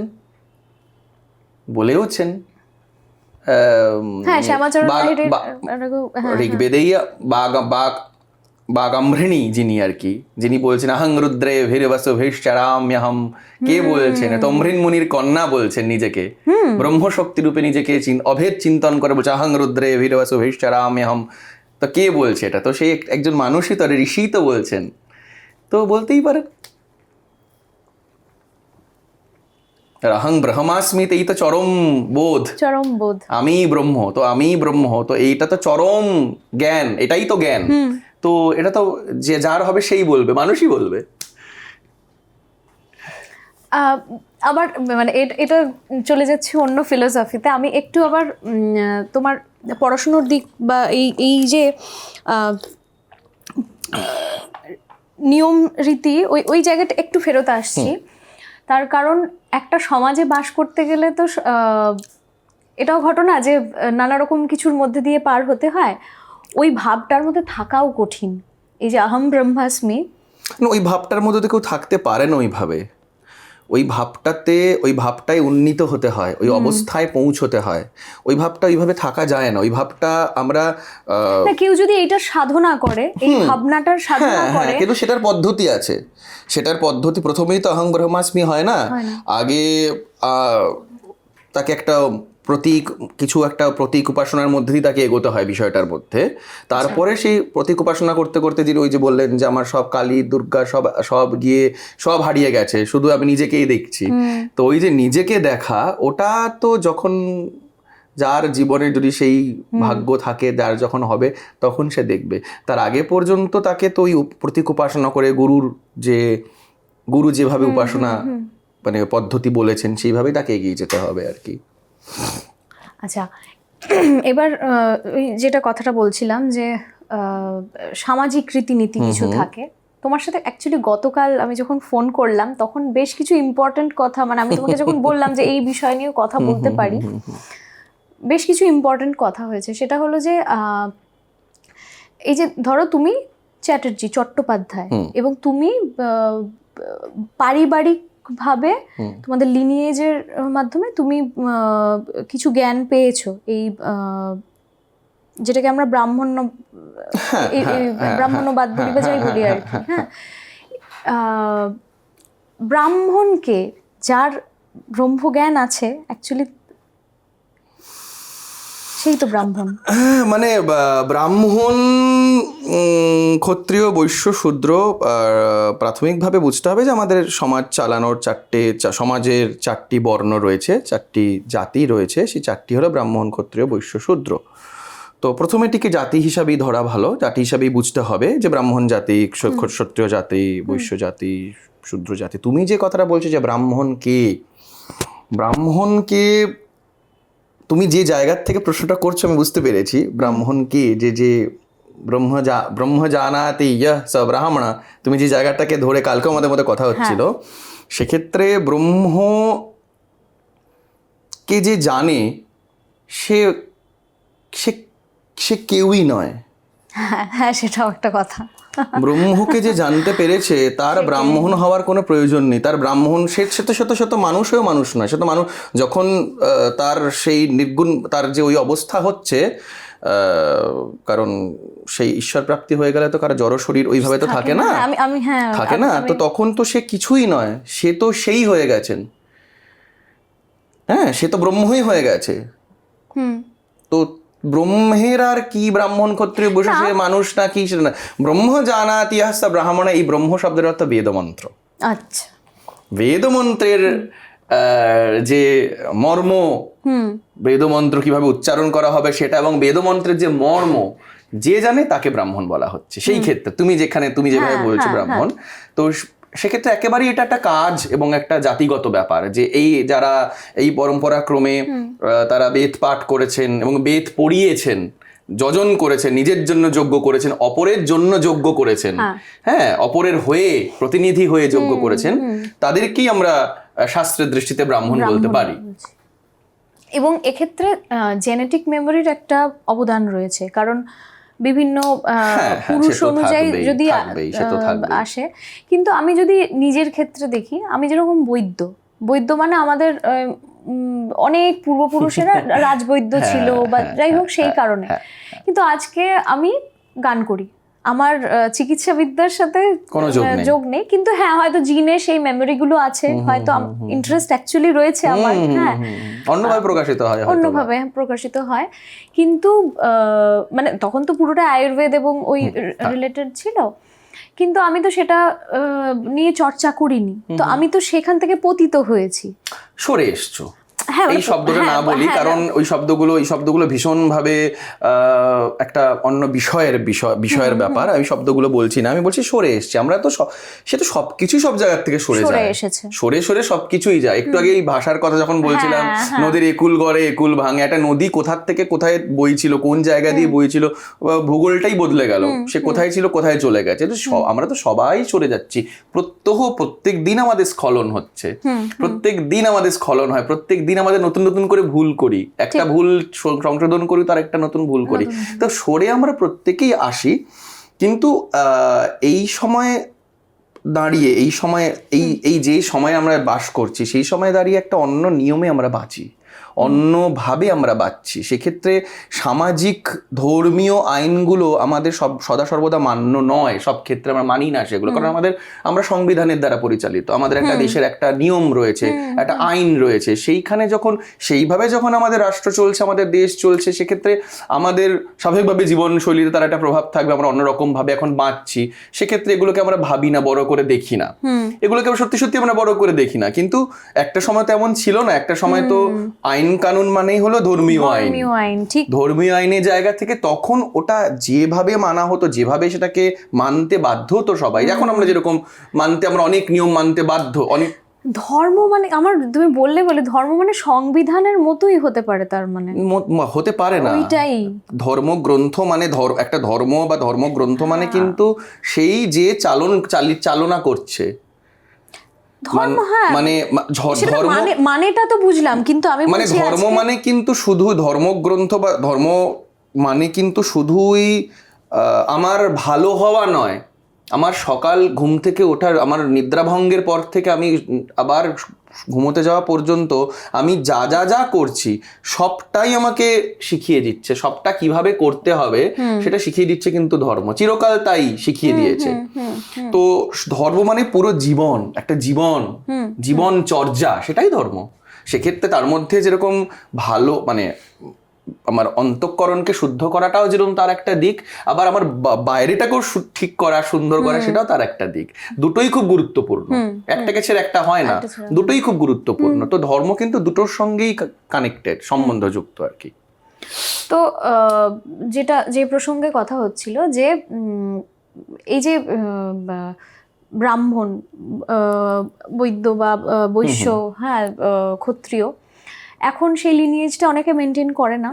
তো যে মুহূর্তে মেনটেন করা হচ্ছে না, পুরুষ অনুযায়ী হয়তো করা হচ্ছে না পরপর, জেনারেশন টু জেনারেশন, তখন তো তারা অনেকটাই সরে আসছে। কিন্তু আজকাল যেটা দেখা যায় যে ব্রাহ্মণটাকে ট্যাগ হিসেবে ব্যবহার করা হয়, কিন্তু তার এই ঈশ্বর চর্চার সাথে দূর তক হয়তো সম্বন্ধ নেই, কিন্তু ওই নামকা বাস্তে আর কি, জাস্ট যেরকম নামকা বাস্তে আমরা অনেকেই অনেক কিছু বলি, আমরা কি বলি না, আমরা জমিদারের বংশধর। তো জমিদার কোন পুরুষ জমিদার ছিল, তা সে যদি সেই দিয়ে যদি একটা ভালো একটা কি বলবো, মানে একটা আমার ভালো একটা কল্পিত একটা পদক যদি আমার গলায় ঝুলিয়ে আমি যদি খুশি হই, এটা আমার সমস্যা, এটা আর আমার মনে হয় আমার ব্যক্তিগত সমস্যা, এটা আর অন্য কারোর সমস্যা নয়। আমার পূর্বপুরুষ কি ছিল তার জন্য যদি আজকে আমি অত্যন্ত গর্বিত হয়ে থাকি সবসময়, অথচ আমার কাজে তার কোনো, বা আমার জীবন শৈলীতে, আমার জীবন যাপনে, আমার চিন্তনে তার যদি কোনো প্রতিবিম্বন, তার যদি কোনো প্রভাব আমি না দেখি, তাহলে তো সেটা একটা আমার কল্পিত পদক আমার গলায় ঝুলছে আর কি, আমি জমিদারের বংশধর। আচ্ছা, আরেকটা জিনিস নিয়ে কালকেও একটু কথা হয়েছে আমাদের, আরেকটা জিনিস নিয়ে তোমাকে জিজ্ঞেস করার আছে, সেটা হলো যে এই যে সামাজিক রীতিনীতি বা একটা শাস্ত্রে তো বর্ণনা করা রয়েছে যে এইভাবে হবে, আজকাল যেটা দেখা যাচ্ছে যে বৈদিক বিবাহ, কিন্তু সেটা রবীন্দ্রসঙ্গীত পাঠ করে। আমি জানি না, মানে আমি যেহেতু এই বিষয়ে খুব বেশি জানি না, সেই জন্য তোমাকেই বলতে বলবো। দেখো শাস্ত্র কি বলে, শাস্ত্র নিশ্চয়ই কখনোই শাস্ত্র সেভাবে নেই, এটা যে কেউ জানে, এটা যে কেউই জানেন, যিনি মানে যারা ওই বৈদিক, যেটিকে তুমি বৈদিক বিবাহ বলছো, মানে সেই বৈদিক বিবাহের যে রীতিটা, যে পদ্ধতিটা, নিশ্চয়ই শাস্ত্র মানে যে প্রাচীন শাস্ত্র, সে তো মানে রবীন্দ্রনাথের বহু পূর্বের বিষয়। তো সেখানে নিশ্চয়ই রবীন্দ্রনাথের গান গাইতে হবে, বিয়ের অঙ্গ, এটা তো হতে পারে না কখনো। তো মানে সবাই জানে যে এটা ওই অর্থে শাস্ত্রীয় বিষয় কিছু নয়, কিন্তু সময়ের সঙ্গে চলতে চলতে সামাজিক কোনো একটা বিপর্যয়, কোনো একটা জায়গার থেকে অনেক নতুন নতুন পথ বেরোবেই, এটা হবেই। তো আজকে হয়তো যথার্থ রূপে বিবাহ হওয়া, বিয়ের পদ্ধতি কি, যেটা কেমন, সেটা মানুষ বুঝতেই পারে না, বা যিনি করাচ্ছেন তিনিই হয়তো ভালো করে জানেন না, তিনিই হয়তো সব সংস্কৃত মন্ত্রের মানে জানেন না। তো সেইখান থেকে যখন তিনিও বোঝাতে পারছেন না, বা তিনি যে বোঝাচ্ছেন, যেটা যারা বিয়ে করছে তারা তার মানে বুঝতে পারছে না, এই যে একটা বিপর্যয়, একটা সমস্যা চলছে। এবার স্বাভাবিকভাবে একটা কারো মনে প্রশ্নই হতে পারে, আমি তো বুঝতেই পারলাম না, আমি বসে আগুনের সামনে, যজ্ঞের সামনে বসে আমি কি করছি। তো সেটাকে আরো জনমুখী মানুষকে বোঝার মতো করে যদি নতুনভাবে ডিজাইন করে একটা বিবাহ পদ্ধতি আসে, সময়ের সঙ্গে সঙ্গে সেটা উঠে এসেছে, মানুষের প্রয়োজনেই উঠে এসেছে। কোথাও মানুষের প্রয়োজন ছিল, কারণ মানুষের অপ্রয়োজনে কোনো কিছু টিকতে পারে না। তো মানুষের কোথাও কোনো একটা শূন্যতা কাজ করছিল, সেইখানে হয়তো সেটা উঠে এসছে, সেই ব্যাপারটা উঠে এসছে। কিন্তু এটা সবাই জানে, এটা শাস্ত্রের মূল ধারায় ওটা তো কখনোই, মানে ওটা তো ওইভাবে তো ব্যাপারটা নয়। এটা যারা করাচ্ছেন তারাও জানেন যে সেটা তারাও তাদের মতো করে, তারা বহু প্রাচীন কোনো নিয়মকে ওনাদের মতো করে ওনারা সাজিয়ে নিয়েছেন, যেখানে রবীন্দ্রসঙ্গীত ব্যবহার করা হচ্ছে, বা আরো অনেক কিছু। কয়েকদিন আগে দেখলাম নাচও হচ্ছে বিয়ের মণ্ডপে। তো সেটা যে যার মতো করে করছে, যার মতো করে। মানে কেউ কিছু করতে চাইলে, যদি সেটা অপরকে পীড়া না দেয়, বা সেটা যদি অসামাজিক কোনো কাজ না হয়, তো সেটা তো যে কেউ যার মতো করে করতে পারে। সময়ের প্রয়োজনে ব্যাপারগুলো ঘটছে। যদি সময় এটাকে মেনে নেয়, তাহলে এটা থেকে যাবে। সময় যদি এটাকে মেনে না নেয়, এটা বিলুপ্ত হয়ে যাবে। একদম। আর এই যে বিয়ের কথা যেহেতু উঠলো, এখন তো অধিকাংশ ক্ষেত্রে বিয়ে হয় মানে যত না মানে বিবাহের মূল বিষয়টা যতটা ইম্পর্টেন্ট, তার থেকে বেশি হয়েছে কতটা আমি আমার আর্থিক সচ্ছলতার দেখাবো। এটা আগের কত থেকেই ছিল, গয়না, এটা আগের থেকেও ছিল, হ্যাঁ, আগের থেকেই কত গয়না বা কত একদম। বৈভব, সেটাও একটা দেখানোর একটা জায়গা থাকে। এবং সেখানে এই যে বিয়ের যে যজ্ঞ, আমি শুনেছি, আমি জানি না, তুমি বেটার বলতে পারবে, বিয়ের যজ্ঞটাই নাকি 7 ঘন্টা বা এরকম, মানে অনেকটা লং যজ্ঞ হ্যাঁ, হয়। অতটাও হয়তো নয়, কিন্তু হ্যাঁ মানে আসলে আমাদের বঙ্গেও এগুলো তো শ্রৌত কর্ম, মানে শ্রৌতকর্ম মানে মানে বেদবিহিত কর্ম, তো বিবাহ ইত্যাদি এগুলো বেদবিহিত কর্ম, মানে বেদবিহিত কর্ম মানে কেন? সনাতনীদের যে নিয়ম চর্যা পালনীয় দশবিধ সংস্কার, মানে যেগুলো তার মধ্যে বিবাহ একটা। আচ্ছা, তো মানে দশবিধ এই সংস্কার যে কি কি? এই যে একদম জাতকর্ম থেকে শিশু জন্মানোর পরে তার জাতকর্ম হলো, জাতকর্ম হওয়ার পরে তারপরে তার একটার পর একটা, যেরকম হয় অন্নপ্রাশন, তারপরে তার আরো আচ্ছা, আরো মাঝে আছে হ্যাঁ, অনেক হ্যাঁ, কিছু, উপনয়ন, হ্যাঁ উপনয়ন, কর্ণবেদ, তারপরে চূড়াকরণ, কর্ণবেদ, উপনয়ন, তারপরে বিবাহ, এইভাবে Okay, এইভাবে এইভাবে okay, okay, okay. এবং চলে এগুলো সব সংস্কার। এবং এই যে দশকর্মা ভান্ডার বলি না আমরা, হ্যাঁ হ্যাঁ হ্যাঁ ওই হ্যাঁ, দশকর্ম থেকেই এসছে, Okay. দশবিধ কর্ম থেকেই এসছে, 10 প্রকার কর্ম থেকেই দশকর্মা আচ্ছা, কথাটি এসছে। আচ্ছা, তো এবং শেষে গিয়ে অন্ত্যেষ্টি, মানে শুরুতেও আগুন জ্বললো যখন জাতকর্মের সময় যজ্ঞ করলেন, বা যখন কারোর সন্তান জন্মেছে সে পিতামাতা, আর শেষেও অন্ত। জাতকর্ম হয় আজকাল? হ্যাঁ, আজকাল হ্যাঁ, জাতকর্ম হ্যাঁ, হ্যাঁ, হয়? 6 দিন ষষ্ঠী পূজা একটা হয় না জন্মানোর পরে বাচ্চা, আচ্ছা, তো সেটা হয়। এবং শেষে অন্ত্যেষ্টি, শেষ একদম, সেটাও যজ্ঞ আমাদের, একদম। ওটাও কিন্তু যজ্ঞ, কিন্তু নাম যজ্ঞ। অন্ত ইষ্টি, ইষ্টি কিন্তু যজ্ঞ।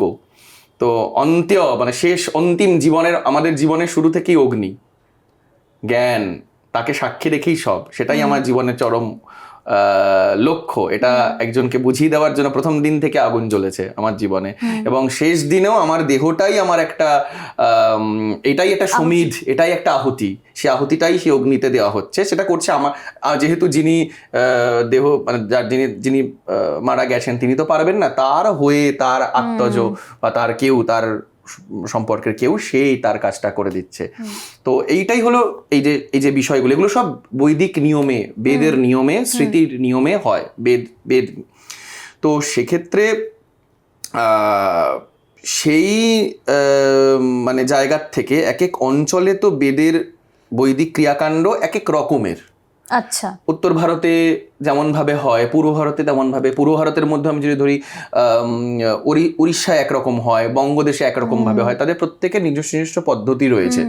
সেই পদ্ধতি অনুযায়ী আমাদের যে বঙ্গীয় পদ্ধতি, তাতে 7 ঘন্টা লাগে নাকি, আমি জানি, আমি just হ্যাঁ মানে এমনি অতক্ষণ, তবে বিস্তৃত, বিবাহ একটা বিস্তৃত পদ্ধতি। তো সেটা কতটা অনুষ্ঠান করা হয় আমার এ নিয়ে প্রশ্ন আছে, কতটা করা সম্ভবও এখনকার দিনে, তো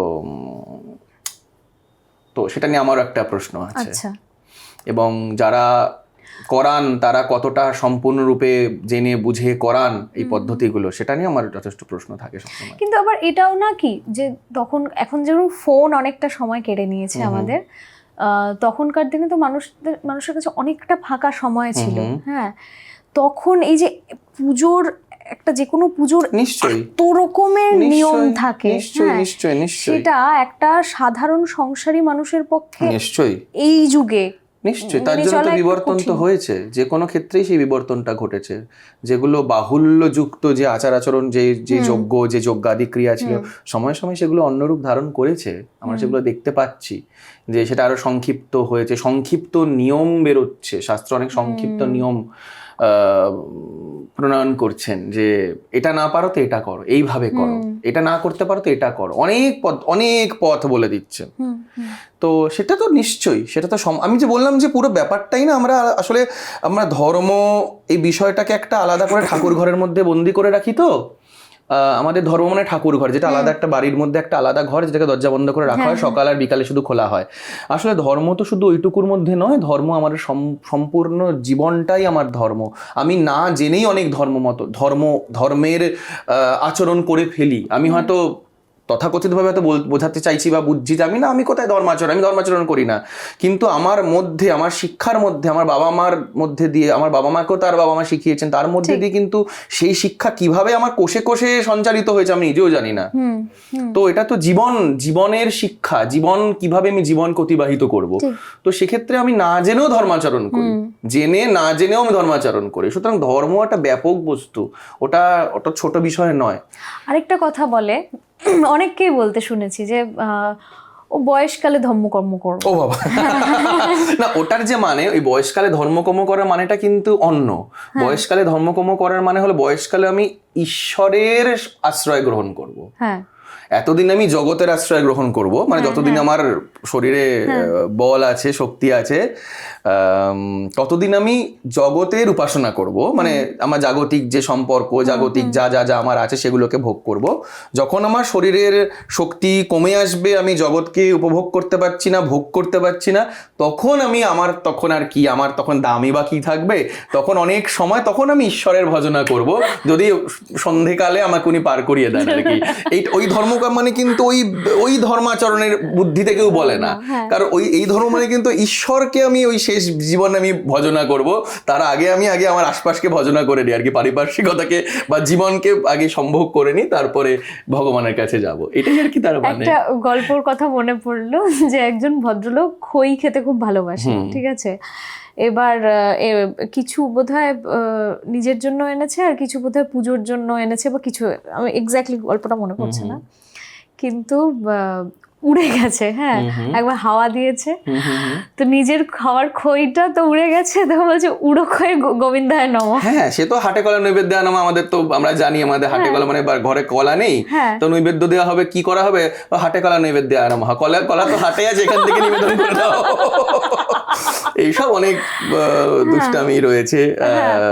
না, কেন বলছি, এই যে বলে যে ধর্মকর্ম পরে করব, এখন এটা করি, কিন্তু অ্যাকচুয়ালি তো ধর্ম এবং কর্ম তো একসঙ্গে ছোট বয়স থেকেই তো সেই বীজটা বপন করা উচিত। মানে কর্মের মধ্যে আমার ধর্মের একটা ছাপ থাকা উচিত।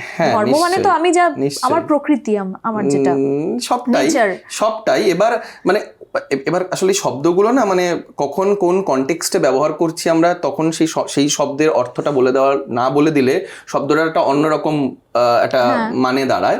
তো ধর্ম আর কর্ম একটা সময় পর্যন্ত দেখছি যে আলাদা নয়, যে একদমই মানে এটা আমার ধর্ম, মানে এটা আমার ধর্ম, মানে ধর্ম আর কর্মকে আলাদা করা যাচ্ছে না। মানে তুমি নিজেই বললে যে আমরা বৈদ্য ছিলাম, বা আমি চট্টোপাধ্যায়, আমি উপাধ্যায়, আমি পড়াতাম কোন একটা, আমার বংশে কেউ একজন পড়াতো, মানে তার পদবীর সঙ্গে তার কাজের একটা বিরাট যোগ, মানে কাজটাই। উপাধ্যায় যারা পড়াতেন, হ্যাঁ, অধ্যাপক।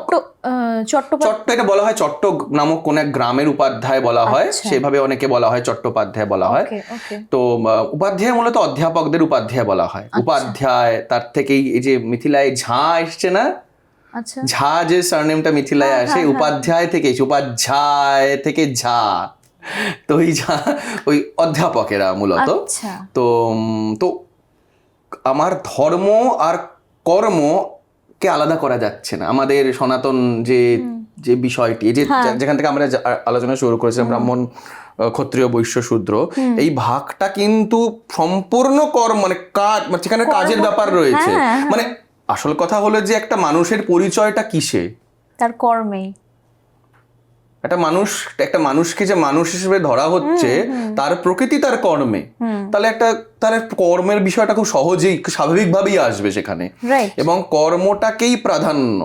এবং কর্ম যদি কোনো কর্মের চেয়ে সে যদি কখনো অবহেলা করে, তখন সেটা প্রত্যবায়, তখন তার সেখান থেকে সে অন্যায়, সে তখন পাপের ভাগিদার হচ্ছে, যেটা আমরা পাপ বলে আমরা বলে থাকি, ধর্মশাস্ত্রে বলে থাকি পাপ পুণ্যের ব্যাপারটা। তো কাজটাই গুরুত্বপূর্ণ। এবার পরবর্তীকালে নতুন নতুন কাজ সংযুক্ত হয়েছে। ব্রাহ্মণ যুদ্ধ করছেন, সেটাও দেখা যাচ্ছে, ব্রাহ্মণ ব্যবসা করছেন, দেখা যাচ্ছে, এবং তাদের নামকরণও করা হচ্ছে পরবর্তীকালে, বিশেষভাবে তাদের পরিচয় দেওয়া হচ্ছে, এরা ক্ষত্রিয় ব্রাহ্মণ, এরা বৈশ্য ব্রাহ্মণ, এরকম করে বলা হচ্ছে, এও হচ্ছে। মানে এটা আমি বারবারই বলি, পুরো ব্যাপারটাই না একটা বিবর্তন, আর আমাদের সনাতন ধর্মে এই বিবর্তনটাকে খুব সুন্দরভাবে মেনে নেওয়া হয়েছে। যখন যেমন ব্যাপার এসছে, যখন যে সময়, সেই সময়ে দাঁড়িয়ে কিন্তু সিদ্ধান্ত গ্রহণ করা হয়েছে যে আমরা এখন কিভাবে সমাজ চলবে। সেটা কিন্তু ওই বেদা প্রমাণম, বেদকে প্রমাণ ধরেই, তার মূল বিষয়টাকে থেকে সরে গেলে কিন্তু সব তছনছ হয়ে যাবে। তাকে ধরে রেখেই এই সময়ের উপযোগী কি সেটাকে মুখ্য, সেটাকেই মেনেই কিন্তু ধর্মাচরণ, জীবনযাপন, ধর্মাচরণ যেগুলো জীবনযাপন, আমি যদি এক কথা বলি জীবনযাপন করার কথা ভাবা হয়েছে, বারবারই হয়েছে। আজকের দিনে এসে হয়তো আমার সারনেম বা আমার বংশের সঙ্গে হয়তো আমার কাজের যোগ নাই থাকতে পারে, আমি একটা অন্যরকম কাজ করছি, সেটা আগেও হয়েছে, আগেও সেটা হয়েছে। তো কাজটা খুব গুরুত্বপূর্ণ, কর্মের ব্যাপারটা খুবই গুরুত্বপূর্ণ। কোনো মা বাবা, হ্যাঁ, তারা হয়তো চাইছে যে তার ছেলে মেয়ে এই বিষয়ে খানিকটা জানুক, কারণ তারা হয়তো সেই, হ্যাঁ, তারা হয়তো সেইভাবে বড় হওয়ার সময় ফেস করেনি, কিন্তু পরবর্তীকালে জানতে পারছে এবং ইন্টারেস্টেড ফিল করছে। কোথায় গিয়ে সঠিক মানে সদ্গুরু, মানে সত্যিকারের গুরু পাওয়া তো খুব মুশকিল, এবং কিভাবে তাহলে এই যে এই বিষয়টার থেকে আগে যেরকম আমাদের ছিল যে ব্রহ্মচর্য, গার্হস্থ্য, বানপ্রস্থ, সন্ন্যাস, এবং গুরুগৃহে থেকে শুধু তাই না, মানে গুরুর সাথে থেকে সবটা করা, গুরুর সমস্ত কাজ করা, এই বিষয়টা তো চলে গেছে এখন। কিন্তু কোনো মা বাবা যদি চায় যে তার ছেলে মেয়ে এই ধর্মাচরণের মধ্যে থেকে কর্মাচরণটা শিখুক, কিভাবে করতে পারে, তোমার কি মনে হয়? দেখো, আমি আরো যদি ভালো করে বলি, ধর্ম আর সংস্কৃতি, আচ্ছা, এই দুটোকে তো আলাদা করা খুব কঠিন, ওতপ্রোতভাবে জড়িত, দুটো ভীষণ ভীষণ ওতপ্রোতভাবে জড়িত। আর যেই সব দেশে যে ধর্মটা যে দেশে গড়ে উঠেছে, বেড়ে উঠেছে বা সম্পূর্ণ রূপ নিয়েছে, সেই দেশের সংস্কৃতির সঙ্গে ধর্মকে আলাদা, মানে সংস্কৃতি থেকে ধর্মকে আলাদা করা অসম্ভব। তো সেই কারণে আমি বলি যে ধর্মবোধ শুধু নয়, সংস্কৃতি, এই পুরো ব্যাপারটাই যদি আমি আমার পরের জেনারেশনকে দিতে চাই, প্রথমত আমাকে তার আগে শুদ্ধ হতে হবে, আমাকে আগে সংস্কৃত হতে হবে, আমাকে আগে নিজের বোধকে সংস্কৃত করতে হবে, নিজেকে বুঝতে হবে। কারণ যে শিশুটি আসছে বা যে বাচ্চাটি আসে সে কিছুই জানে, সে মাটির তাল, তাকে আমি যে পাত্রে রাখবো সে মোটামুটি সেই পাত্রের আকারই ধারণ করবে, মোটামুটিটাই বললাম। তো আমাকে রিসেন্ট কয়েকদিন আগে বম্বেতে গেছিলাম, বম্বের অনুষ্ঠানে গিয়ে এই প্রশ্নই জিজ্ঞাসা করেছিল যে ক্লাসিক্যাল মিউজিক এই সংস্কৃতির সঙ্গে আমার প্রবাসে থেকে কি করে বাচ্চাদেরকে এর সঙ্গে সংযোগ ঘটাবো। তার জন্য সবার আগে ইনিশিয়েটিভ নিতে হবে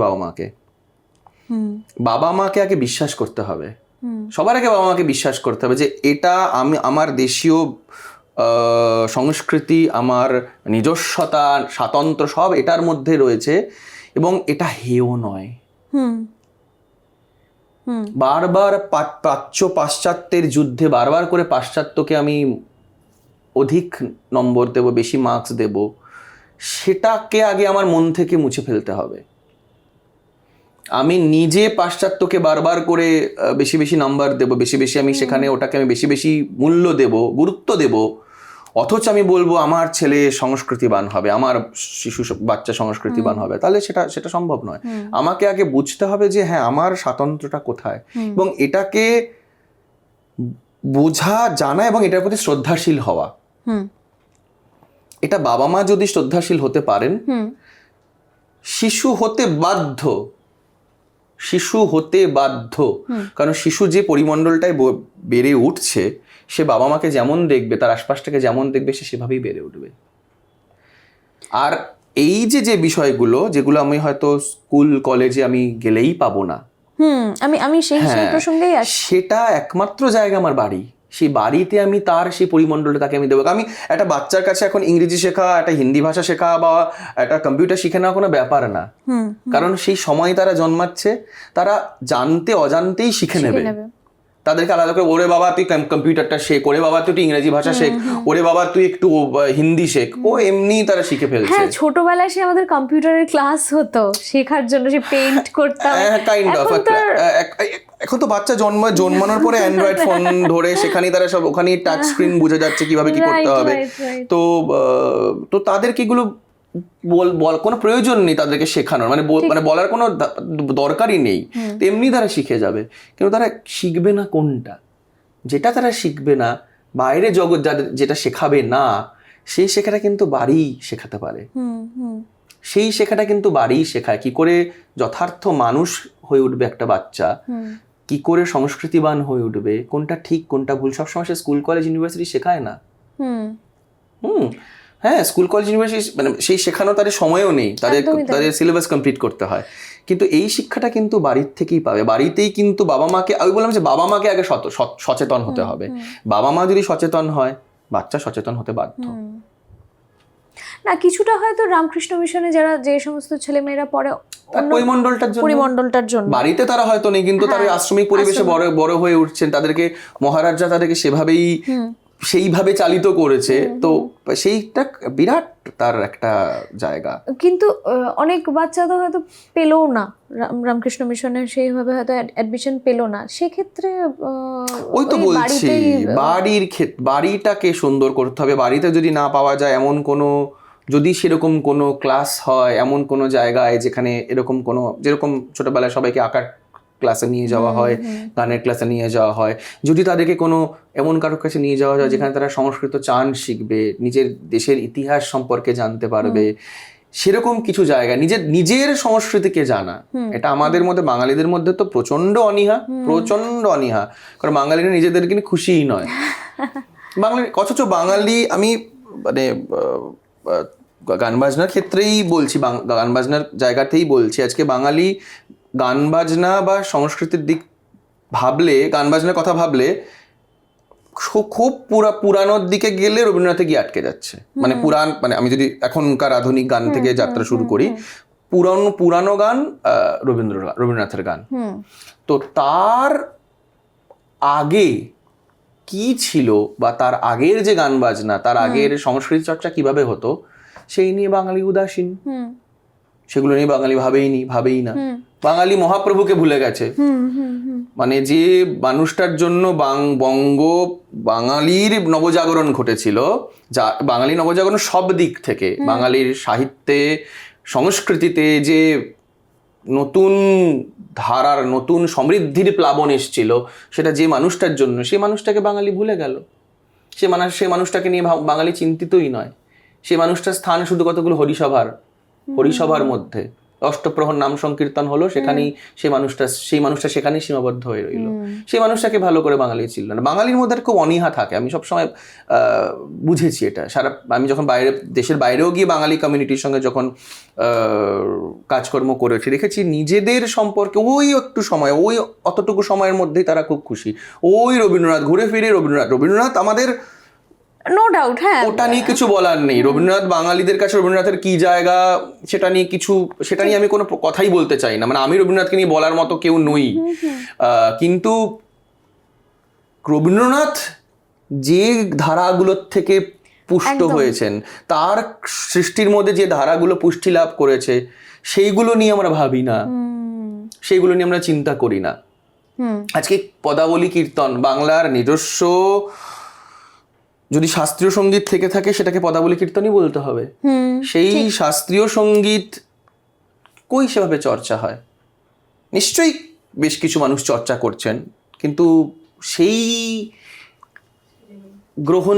গ্রহণযোগ্যতাটা বা তার সেই রমরমা জায়গাটা কোথায় বললেই কেউ কীর্তন মানে টিপিক্যাল একটা দুটো সুরই সবাই বোঝে কীর্তন বলতে, কিন্তু কীর্তনের যে বিস্তার, আমরা কোথায় সেগুলো নিয়ে চর্চা করি, কোথায় সেগুলো নিয়ে ভাবি, বা সহজেই সেগুলো আমরা কোথায় গেলে শুনতে পাই না। ইদানিং আমি কালী কীর্তন নিয়ে কাজ করছি, পুরাতনে নিয়ে কাজ করছি। আমি প্রশ্নে হ্যাঁ, তো সেটাতে নিয়ে যখন, মানে আজকে আমিও যখন কাজ করতে ঢুকছি, যে আমি নিজেকে মনে করছি যে আমি এর আগে কত অজ্ঞ ছিলাম, যে আমাদের এত মণিমুক্তা রয়েছে আমাদের নিজেদের মধ্যে, আমাদের অন্যদিকে তাকানোর হয়তো অবকাশই হবে না যদি সেগুলোকে নিয়ে আমরা থাকি। আচ্ছা। আমাদের মধ্যে যে কি নেই, কি নেই, হুম এই এই ছোট এই বাংলার মধ্যেই আমি বলছি। তো আমিও তো জানতাম না কয়েক বছর আগে পর্যন্ত। হুম হ্যাঁ, তো সুতরাং আমি রিলেট করতে, আমি বুঝতে পারি ব্যাপারটা যে সত্যি সত্যি যে আমরা অনেক ভালো কিছু বোঝার থেকে, ভালো কিছু জানার থেকে আমরা কিন্তু দূরে, হুম হুম যে কারণবশতই হোক না কেন, সেটা যে যে যার কারণ যাই হোক না কেন। তো সেই জায়গার থেকে দাঁড়িয়ে শিল্পী হিসাবে একজন সামাজিক দায়বদ্ধ মানুষ হিসেবে আমার মনে হয় যে যেহেতু আমরা শিল্পকর্ম করছি, আমরা বহু মানুষের কাছে খুব সহজে পৌঁছে যেতে পারি। তো আমাদের মনে হয় তখন সেইখানে দাঁড়িয়ে মনে হয় এটা আমাদের দায় যে আমাদের নিজের সংস্কৃতিটাকে আমরা ঠিক করে তুলে ধরবো, চেষ্টা করব, অন্তত সেটা তুলে ধরার চেষ্টা করব, যে সেটা এই জেনারেশনের কাছে, পরের জেনারেশনের কাছে, পূর্বের জেনারেশনের কাছেও, যারা হয়তো জানলেনই না, তাদের জন্য, এখনকার আমার সমসাময়িক এবং আমার পরে যারা আসবে তাদের জন্য এই জায়গাটা তৈরি করা, নিজের সংস্কৃতি নিয়ে যেন তারা যেন গর্বিত হতে পারে, যে আমি গর্বিত, আমি বাঙালি হিসাবে গর্বিত, আমি ভারতীয় হিসাবে গর্বিত, এটা যেটা তারা বলতে পারে, এইটা আমাদের উদ্দেশ্য হওয়া উচিত, আমরা যারা এই পারম্পরিক বিষয়বস্তুগুলো নিয়ে কাজ করছি। তো সেভাবেই সবসময় ভাবি যে যদি আমরা সেভাবে কাজ করতে পারি আর কি। তো আমার কাজগুলোর মধ্যে কম বেশি সেই দিকটা আমি তুলে ধরার চেষ্টা করি। আচ্ছা, পদাবলী, কীর্তন বলি বা আমাদের বাংলার যে মানে পুরাতনী যা যা কিছু রয়েছে, এটা নিয়ে তো চর্চা আজকাল কম হয়। তো তোমাকে যখন পেয়েছি, গান তো পরে শুনবো, তার আগে একটু আমি শুনে নেব কি কি রকমের কি কি, ছোট্ট করে যদি একটু বলে দাও। হ্যাঁ, যেমন আমাদের একটু ব্রজবুলি ভাষা, ব্রজবুলিটা তো একটা অন্য বিষয়, মানে ওটা তো একটা বিশেষ সাহিত্যিক ভাষা, একটা বিশেষ সাহিত্যের জন্য, বৈষ্ণব সাহিত্যের জন্য ওটা ব্রজবুলি বলা হয়। কিন্তু আমাদের বাংলা গানের যে বিষয়টা, যেটা আমরা দেখতে পাচ্ছি, সেটার মূল একটা মোটামুটি যেটা বোঝা যাচ্ছে যে জয়দেবের গীতগোবিন্দ থেকে সেটা একটা অন্য স্তরে উন্নীত হচ্ছে। আচ্ছা, তার আগে যে ছিল না তা না, তার আগে তো আমরা জানি যে আমাদের ধরা হয় চর্যাপদ থেকে আমাদের যাত্রা শুরু বাংলা সাহিত্যের, বঙ্গ সাহিত্যের, বাংলা সাহিত্যের। কিন্তু জয়দেব একটা অন্য স্তরে উন্নীত করছেন, এবং জয়দেবের যে ভাব, জয়দেবের যে মূল বিষয়বস্তু, সেটা কিন্তু একদিকেই কীর্তনের মধ্যে প্রবেশ করছে, একদিকে অন্য বাংলা গানের আকার ধারণ করছে।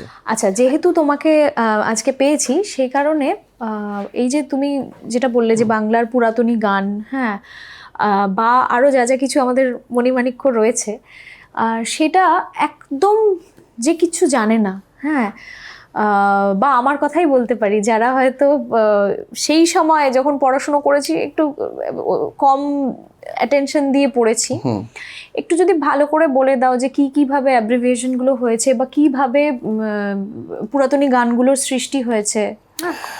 হ্যাঁ, মানে দেখতে গেলে আমরা যেটা গুরুর কাছে শুনেছি, বুঝেছি, মানে বাংলা সাহিত্যের তো একটা বড় ইতিহাস রয়েছে, সেই চর্যাপদ থেকে শুরু করে। কিন্তু গীত গোবিন্দম, জয়দেবের একাদশ শতকে ওই সময় আনুমানিক ওই সময়ে রচিত একটি কাব্যগ্রন্থ, ওই গীত গোবিন্দের প্রভাব আমাদের কিন্তু একটা ধারা এই পদাবলী কীর্তনে, একটা ধারা এই বাংলা গানের দিকে চলে যাচ্ছে। গুরুর মুখে আমরা এভাবেই শুনেছি এবং এগুলো আমরা জানতে পারছি আর কি। গীত গোবিন্দ কি বাংলা এখনকার সংস্কৃত? গীত গোবিন্দ কিন্তু সংস্কৃত। গীত গোবিন্দ সংস্কৃতে রচিত, এবং ভাগবত মহাপুরাণের দ্বাদশ স্কন্ধের মতো 12টা স্বর্গে ভাগ করা গীত গোবিন্দ। তো সেইখানে রাধাকৃষ্ণের লীলা বর্ণন রয়েছে, বসন্ত লীলা ইত্যাদি বর্ণিত হয়েছে।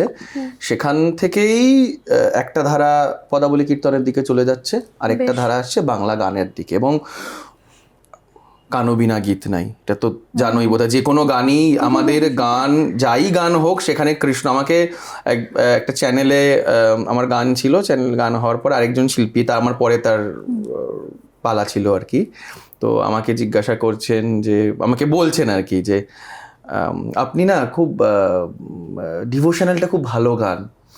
আমি তখন বললাম যে আমাদের ভারতীয় সঙ্গীতের থেকে ডিভোশনটাকে কি আলাদা করা যায়?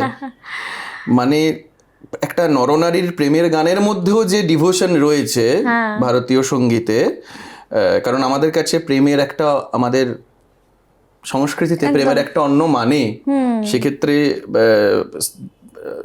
যে মেয়েটি ছেলেটিকে ভালোবাসছে সেও তাকে ঈশ্বরের স্থানে দেখছে, এবং যে ছেলেটি মেয়েটিকে ভালোবাসছে সেও তাকে মনে করছে সে যেন একজন পরী, সে যেন একটা সে দেবীর মতো, তাকে স্পর্শ করা যায় না।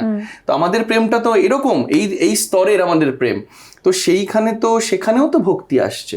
তো ভক্তি ছাড়া আমাদের সঙ্গীতকে কি ভাবা যাবে? ভারতীয় সঙ্গীতকে কি ভক্তি ছাড়া ভাবা যাবে? মানে যতই সেখানে নরনারীর প্রেমের কথা জায়গা আসুক না কেন,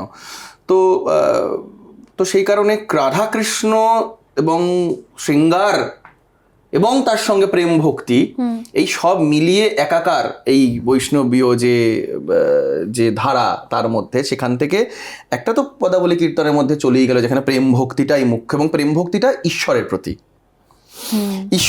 প্রতি প্রেম ভক্তি। আর এদিকে বাংলা গানের মধ্যে সেখানেও ঈশ্বরের প্রতি প্রেম ভক্তির গানও রয়েছে, বহু রয়েছে, কিন্তু তার মধ্যে একটা জায়গা আলাদা হলো, যেখানে নরনারীর লীলা, নরনারীর প্রেম, সেক্ষেত্রে নায়কের দৃষ্টিতে নায়িকার বর্ণনা, নায়িকার দৃষ্টিতে নায়কের বর্ণনা কখনো কখনো সেগুলো মুখ্য হতে শুরু করলো একটা সময় পর্যন্ত। কিন্তু সেও অত্যন্ত উচ্চ শ্রেণীর, সেই তার যে রচনা, তার যে চিন্তা ভাবনা। আজকে রবীন্দ্রনাথের প্রেম পর্যায়ের গানগুলোকে মাঝে মাঝে মনে পূজা পর্যায়ের গান, তো ওটা পূজা না প্রেম বোঝাই যায় না। তো ওইভাবে একটা পুরাতনী, যেটাকে আমার পুরাতনী নাম দিচ্ছে, পুরাতনী গানের তো আর পুরাতনী নাম ছিল না, সেটা সেই সময়কার গান, মানে মোটামুটি 1850 সালের আগের রচনাকে মোটামুটি পুরাতনী বলা হচ্ছে, বা ওই সময়টার গানকে পুরাতনী বলা হচ্ছে। তো সেই সময়, এবং আমাদের বুঝতে হবে সেই সময় কিন্তু অন্য সঙ্গীত রয়েছে, মানে হিন্দুস্তানি সঙ্গীতের যে আধিপত্য কিন্তু সেই সময় যথেষ্ট রয়েছে। কারণ তখন দিনে যে কয়জন বাংলা গান গাইছেন তারা সবাই কিন্তু ধ্রুপদ, ধামার, খায়াল, ঠুমরিতে তারা কিন্তু পারদর্শী, টপ্পা। আচ্ছা, এই বিষয়ে তারা প্রত্যেকেই কম বেশি পারদর্শী। তারাই কিন্তু ওই গান, যেমন নিধুবাবুর কথা যদি আসে, নিধুবাবু নিজে কিন্তু ধ্রুপদ, ধামার, খেয়াল এই বিষয়গুলো অত্যন্ত ভালোভাবে জানতেন। তারপরে তিনি নিজের গান তৈরি করলেন, টপ্পা বা আখড়াই গান তৈরি করলেন। তো ওই সময়ের গানের মধ্যে তাই আমরা একটা দিকে কীর্তনাঙ্গের একটা বিরাট প্রভাব দেখতে পাচ্ছি, কারণ বাংলার গানে কীর্তনের একটা মানে বাংলার কীর্তনকে আলাদা করা যায় না আবার। তো বাংলা গানের মধ্যে কীর্তন গানের একটা বিরাট প্রভাব লক্ষ্য করতে পারছি। আরেকটা মানে যেটা হিন্দুস্তানি সঙ্গীতের প্রভাব, দুটো মিলিয়েই তৈরি হচ্ছে যে পুরানো বাংলা গান বা পুরাতনী বাংলা গান। কিছু কিছু গান একেবারেই কীর্তনাঙ্গের, কিছু কিছু গান দুটোর প্রভাবই রয়েছে, হিন্দুস্তানি এবং কীর্তন। এবং কিছু কিছু গান সম্পূর্ণ হিন্দুস্তানি, মানে বন্দিশকেও বলে অধিক থাক, মানে বন্দিশের মানে এমন ভাবে সেগুলো রচিত হয়েছে, এমন ভাবে রাগরাগিনীর প্রাধান্য সেখানে, জোর রাগের প্রাধান্য সেখানে, বিভিন্ন দুটো রাগকে এক জায়গায় করে মিধুবাবুর যে কম্পোজিশন গুলো পাচ্ছি। ভাষাটা কি? বাংলা। আচ্ছা, হ্যাঁ, সেখানে বহু জোর রাগের গান আমরা পাচ্ছি। গান উনি তো বলছেন ওনার গান যেগুলো টপ্পা বা উনি নির্দিষ্ট করে দিয়েছেন যে আখড়াই গান, খেউর গান, উনি নিজের নির্দিষ্ট করে দিয়েছেন।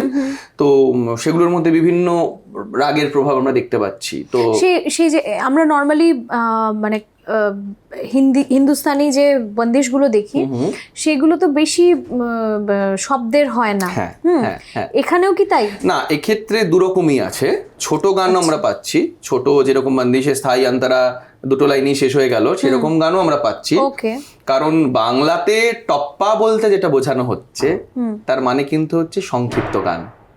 আচ্ছা, ওকে। হিন্দুস্তানিতে টপ্পার যে মানে যে মানে উল্লম্ফন, সেটা কিন্তু বাংলায় টপ্পা, বাংলার যে টপ্পা তার মানেটা কিন্তু এক হিসেবে ধরা হচ্ছে না। বাংলায় টপ্পা মানে তাকে মনে করা হচ্ছে সংক্ষিপ্ত গান, ছোট গান। কিন্তু নিধুবাবুর রচনায় বা বেশ কিছু প্রাচীন রচনায় আমরা কিন্তু বড় গান পাচ্ছি, অনেকটা বড়। হ্যাঁ, মানে একদম বলা যায় প্রবন্ধ গীতের মতো, মানে ধ্রুপদের মতো স্থায়ী অন্তরা সঞ্চারী আভোগ, এইভাবেই কিন্তু পাচ্ছি আমরা। তো সেরকম গানও কিন্তু রয়েছে, দু প্রকারের গানই রয়েছে, কিন্তু খুব যেগুলো খুব মানে খেয়ালের সাথে কতটা আলাদা সেগুলো, আমি যেহেতু বেশি খেয়ালের সঙ্গে আলাদা কিরম বলো তো, ধরো কিছু কিছু গান একদম বন্দিশের মতনই, মানে রাগ বেস করে কোনো একদমই একদম, এবং তারা গাইছেন, তারা ওই মানে তাদের সেই তালিম ছিল, তারা সেই জেনে বুঝেই ওই কম্পোজিশন গুলো বানাতেন বা গাইতেন, এবং অবশ্যই তাতে তান সারগাম সবই থাকছে, অনেকটা বাংলা খেয়ালের মতো শুনতে। আমি সেটাই বলছি, বাংলা খেয়াল বলে পরে যে প্রচার করা হলো যে বাংলা খেয়াল নেই, বাংলা খেয়াল এই করছি সেই করছি, বাংলা খেয়াল তো আছে, মানে বাংলা খেয়াল, তাহলে বাংলা খেয়াল বলা যেতে পারে কি? এখন যারা গিয়েছেন তারা এটাকে খেয়াল বলে গান নেই, আসলে খেয়াল হতে গেলে তো ওটা তো ফর্ম, খেয়াল হতে গেলে যেরকম বলা হয় যে তার কিছু নিয়ম থাকে, তবেই তাকে খেয়াল বলা হবে। হয়তো দেখা যাচ্ছে ওই গানটায় কি হয়তো তানসার গাম করলেন না, খেয়াল মোটামুটি খেয়াল করতে গেলে তান, বোলতান, বিস্তার, এটা খেয়ালের অষ্টাঙ্গায়িকির মধ্যে একটা গুরুত্বপূর্ণ জায়গা, কিন্তু হয়তো কেউ গাইতে গিয়ে সেই বিধিটা ছিল না যে এই গানটা গাইতে গেলে, আমার এই গানটা গাইতে গেলে তোমাকে তানসার গাম করতেই হবে, এইটা ছিল না, তার জন্য হয়তো ওটা হয়তো খেয়ালের অন্তর্ভুক্ত হলো না। কিন্তু খেয়াল, বাংলা খেয়াল ছিল, বিষ্ণুপুর ঘরানায় কিন্তু বাংলা খেয়াল গাওয়া হয়েছে একদম বন্দিশের মতো করে যেমন হয়, সেটা কিন্তু হয়েছে, সেটা কিন্তু ছিল। তো আর আমার যেটা খুব খুব বেশি মনে হয় সেটা হলো যে ঠুমরি দাত্রার, ঠুমরির প্রভাব, মানে এই পুরাতনী গানের মধ্যে খুব ঠুমরির প্রভাব, খেয়ালের প্রভাব যেমন আছে, ঠুমরির প্রভাবটাও খুব খুব বেশি। বিষ্ণুপুর ঘরানায় কিন্তু বাংলা খেয়াল চলেছে বহুদিন ধরে, বাংলা খেয়াল গাওয়া, মানে বাংলা খেয়াল গাওয়ার ব্যাপারটা কিন্তু রয়েছে, এটা যে নেই বললে ভুল, সেটা রয়েছে। এবং শুধু এই পুরাতনী যে গানগুলোর মধ্যে আমি বলছি খেয়ালের প্রভাব এত প্রকট, সেখানে হয়তো ওই নিয়মটা, মানে যে এই নিয়মটা অতটা শক্তপোক্ত নয় যে তানসার গাম বা বুলতান করতেই হবে, যেটা খেয়ালের ক্ষেত্রে হয়তো নির্দিষ্ট যে করতেই হবে, ওটা ফর্মের কারণে আর কি। তো এটাই পার্থক্য। এবং আমার আরেকটা যেটা মনে হয় সেটা হলো এর মধ্যে ঠুমরির প্রভাব, ঠুমরি এবং টপ্পারও প্রভাব রয়েছে, হিন্দুস্তানি ঠুমরি, হিন্দুস্তানি টপ্পারও প্রভাবের মধ্যে রয়েছে। এই সবটা নিয়ে একটা নতুন গান এলো, যেটাকে আমরা পুরাতনী, এখন দাঁড়িয়ে তারকে পুরাতন সময়ের গান বলে পুরাতনী নাম দিচ্ছি, কিন্তু আমি এটাকে বলতে পারি পুরনো কলকাতার গান, পুরনো বাংলা গান বলতেই পারি, কিন্তু পুরাতনী নামটা দিয়ে এই গানগুলিকে বোঝানো হচ্ছে আর কি। তার মধ্যে কীর্তনও রয়েছে বা কীর্তনের প্রভাব রয়েছে, হ্যাঁ, মানে পুরোপুরি কীর্তনের পদ হয়তো তাকে আলাদা করে পুরাতনী বলে, সেটা তো কীর্তনই, যের কারণ কীর্তন বলতে গেলে তাতে, তুমি যে কালী কীর্তন, তোমার কয়েকটা কালী কীর্তন আমি শুনেছি, সেগুলো রয়েছে, তার মানে কালী কীর্তন ওর মধ্যেই শ্যামা বিষয়ক গান, ওই রামপ্রসাদ, ওই শাক্ত পদাবলী একটা জায়গা বাংলা সাহিত্যে, তো রামপ্রসাদ, কমলাকান্ত, তারও পরবর্তীকালে বিভিন্ন শাক্ত সাধকের রচনা, সব নিয়ে শাক্ত পদাবলী, এবং শাক্ত পদাবলীর কে বিভিন্ন সময় বিভিন্ন রকমভাবে গাওয়া হয়েছে। এক সময়কে চণ্ডীর গান বলা হতো, এক সময় চণ্ডীর গান বলা হতো।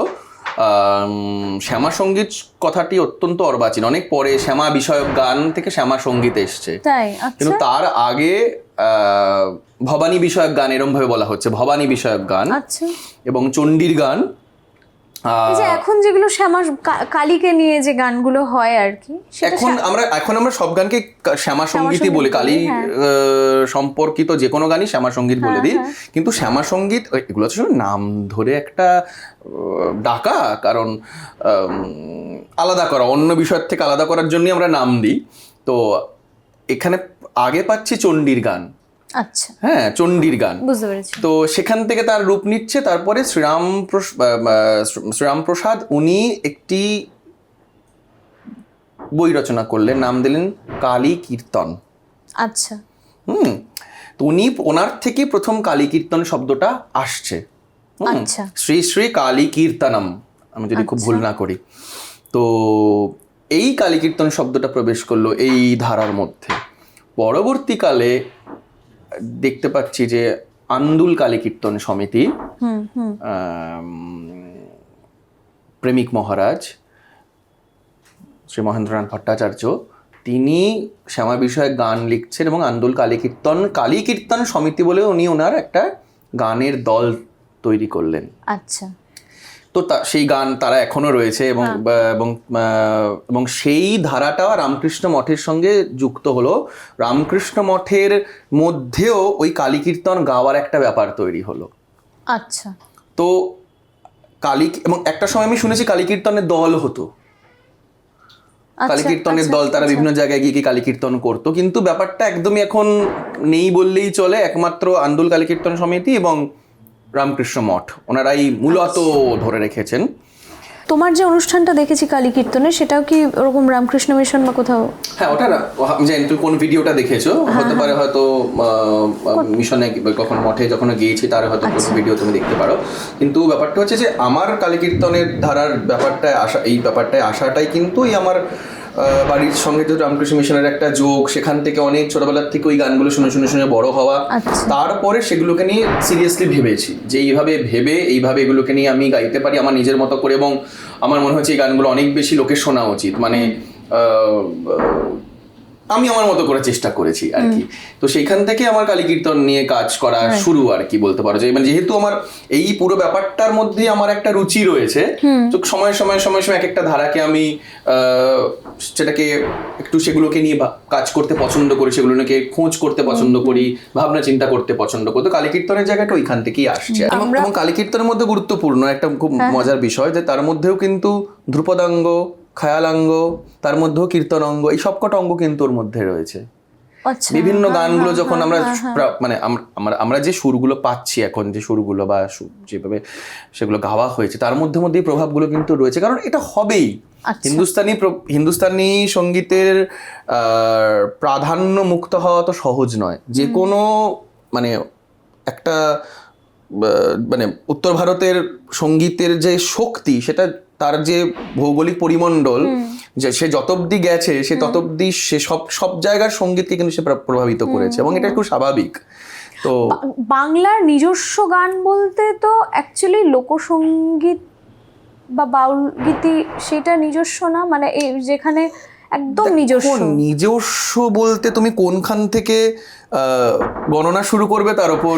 রাগের উৎপত্তি তো বাংলায় না, রাগের উৎপত্তি নিশ্চয়ই বাংলায় নয়। সেদিক থেকে দেখতে গেলে তো অনেক কিছুই মানে যেভাবে আর্য সভ্যতা এগিয়েছে, মানে তার ভূগোলটা বড় হয়েছে আরো আস্তে আস্তে, তার তো সেভাবে ওই ভাবধারাগুলো সেই সরস্বতী নদীর তীরে সেখান থেকে সেই সভ্যতা, সেই সংস্কৃতি আস্তে আস্তে আস্তে আস্তে ছড়িয়ে পড়লো এই দিকটায়।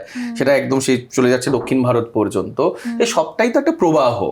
তো সেই দিক থেকে যে কোনটা নিজস্ব একেবারে সেটা সবসময় বলা খুব কঠিন হয়ে যায় না। যেরকম এই যে ধরো পুরাতনী গানে ভারতীয় হিন্দুস্তানি রাগ সঙ্গীতের প্রভাব আছে, ঠিক সেরকমই আমার হঠাৎ মনে হলো যে কার্নাটিক গান যেরকম ওই রাগকে নিয়েই হয়, কিন্তু একটুখানি ওটা একটা আলাদা সিস্টেম, ওটা তো আলাদা একটা ব্যবস্থাই। ওটা ওই অঞ্চলকে নিয়ে, অঞ্চল খুব গুরুত্বপূর্ণ, ভাষা খুব গুরুত্বপূর্ণ। কারণ ভাষার মধ্যে একটা নিজস্ব সুর আছে, সেই ভাষা বলার ভঙ্গির মধ্যে একটা সুর থাকে, এবং সেটা কিন্তু তার সঙ্গীতকেও প্রভাবিত করে। যদি হিন্দুস্তানি সঙ্গীতের কথা বলি, সে যতটা পর্যন্ত তার প্রভাব বিস্তার করেছে যে অংশ পর্যন্ত দেশের, সেই অংশে কিন্তু ওই আঞ্চলিক যে গান বাজনা তাকে কিন্তু প্রভাবিত করেছে, এবং স্বাভাবিকভাবেই করবে। তো তুমি আছো বলেই একটা দুটো গান তো শুনবই। হ্যাঁ, হারমোনিয়াম নিয়ে আসবো না, আমি এমনিই গাইছি। আর এই যে তোমাকে যে কথাগুলো বলছিলাম সেগুলোর একটু মানে সেই বিষয়ক কয়েকটা জিনিসই তোমাকে দেখাচ্ছি, তাহলে গান শোনা হবে, বিষয়গুলো বোঝা হবে। এই যে ধরো কেন বলছি যে ঠুমরি দাদরার প্রভাব এই গানের মধ্যে আমরা পাচ্ছি, এই যে বাংলা গানের, পুরাতনী গানের মধ্যে। একটা হলো যে ধরো খামাজ যদি দাদরা বানারসি যদি কিছু হয়, दिल छीना निगाहे चुरा के चले दिल छीना, এই যে গাওয়ার যে পদ্ধতি, দিল ছিনা নিগাহে, দিল ছিনা নিগাহে চুরা কে চলে দিল ছিনা, ঠিক এই পদ ধরে নটি বিনোদিনীর রচনা। আমি চাই না চাই না চাই না রে তোর ও জন করা ভালোবাসা, তোর সিন্ধু সম ভালোবাসা, তোর সিন্ধু সম টপ্পার প্রভাব ভালোবাসা, আহা বিন্দুতে কি যায় পিপাসায়, আমি চাই না চাই না চাই না রে তোর ও জন করা ভালোবাসা। এইভাবে আবার দেখো হিন্দুস্তানি টপ্পা যদি বলি, ओ दिलदार आया जा रे तारी सूरत दिखा जा रे नजर फिरा दे रे, ओ दिलदार आया जा रे ও দিলদার আয়া যা রে, এখান থেকে তোমারই তুলনা তুমি প্রাণ, এ মোহিনী ধুবুর গান, এ মোহি মণ্ডলে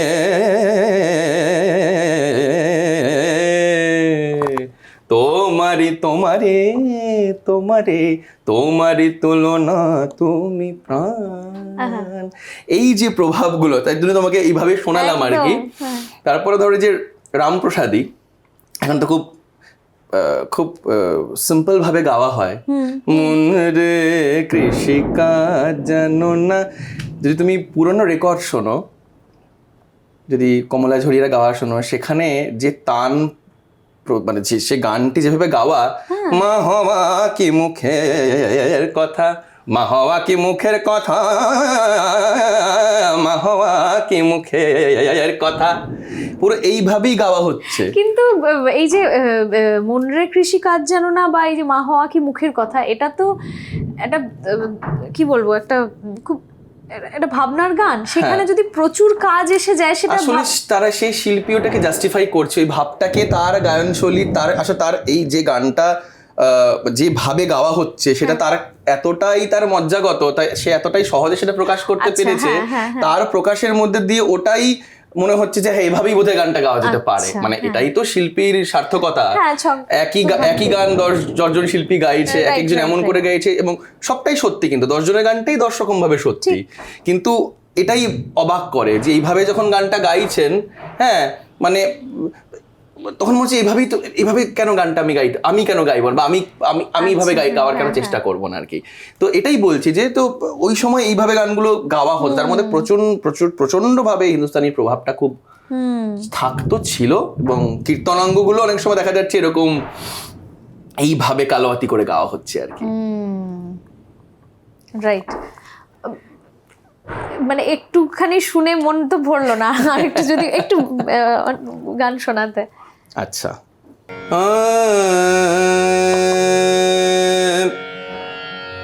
বানারসি দাদরাই শোনাচ্ছি বেশ।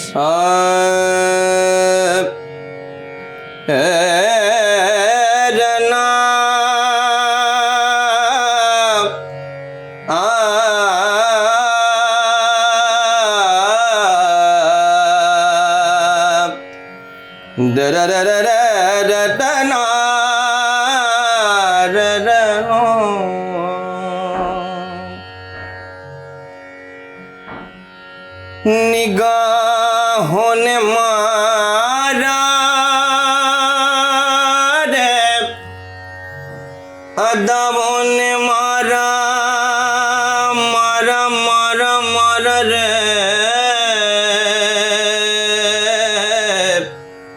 निगाहों ने मारा है, तेरी कटीली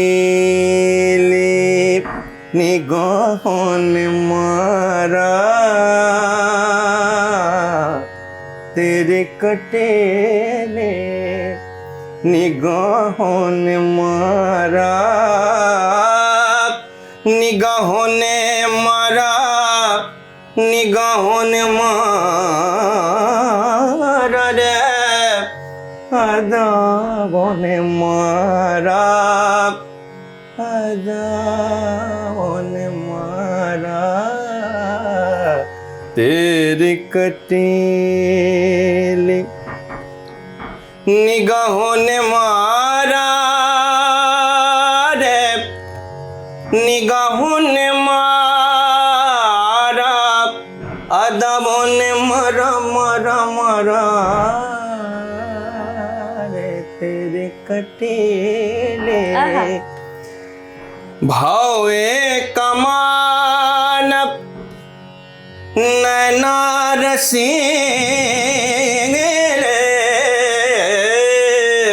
भाव ये कमान भाव ये कमान अरे नैना रसीले भाव ये कमान हे भावे कमान भावे कमान अरे नैना रसीले इन दोनों झूठे गवाहों ने मारा इन दोनों झूठे गवाहों ने मारा तेरी कटीली निगाहों ने मारा निगाहों ने मारा निगाहों ने मारा अदाबों ने मारा तेरी कटीली तेरी कटीली तेरी कटीली क्या बात আচ্ছা তুমি একটা মানে কালী কীর্তন বা কীর্তনের কথা যে বলছিলে, হ্যাঁ একটা কীর্তন শোনাও না। আচ্ছা আমি ছোট করে একটু বৈষ্ণব পদাবলী শোনাচ্ছি, একটু কালী কীর্তনও শোনাবো, আগে বৈষ্ণব পদাবলী ছোট করে শোনাচ্ছি। বেশ বেশ।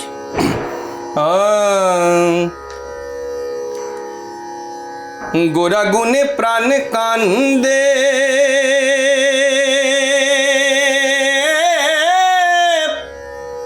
প্রাণ কান্দে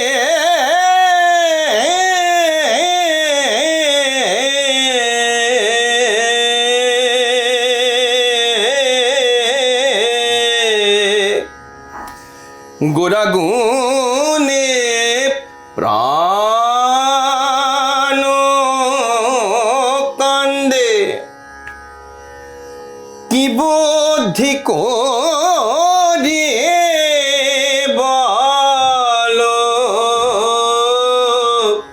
গৌরাঙ্গ গুণের নিধে কোথা গেলে পাবো তোরা কৃপা করে বলে দাও হে কৃপা করে বলে দাও হে ভক্ত গণ কে দে মরে কৃপা করে বলে দাও হে ভক্ত গণ কে দে মরে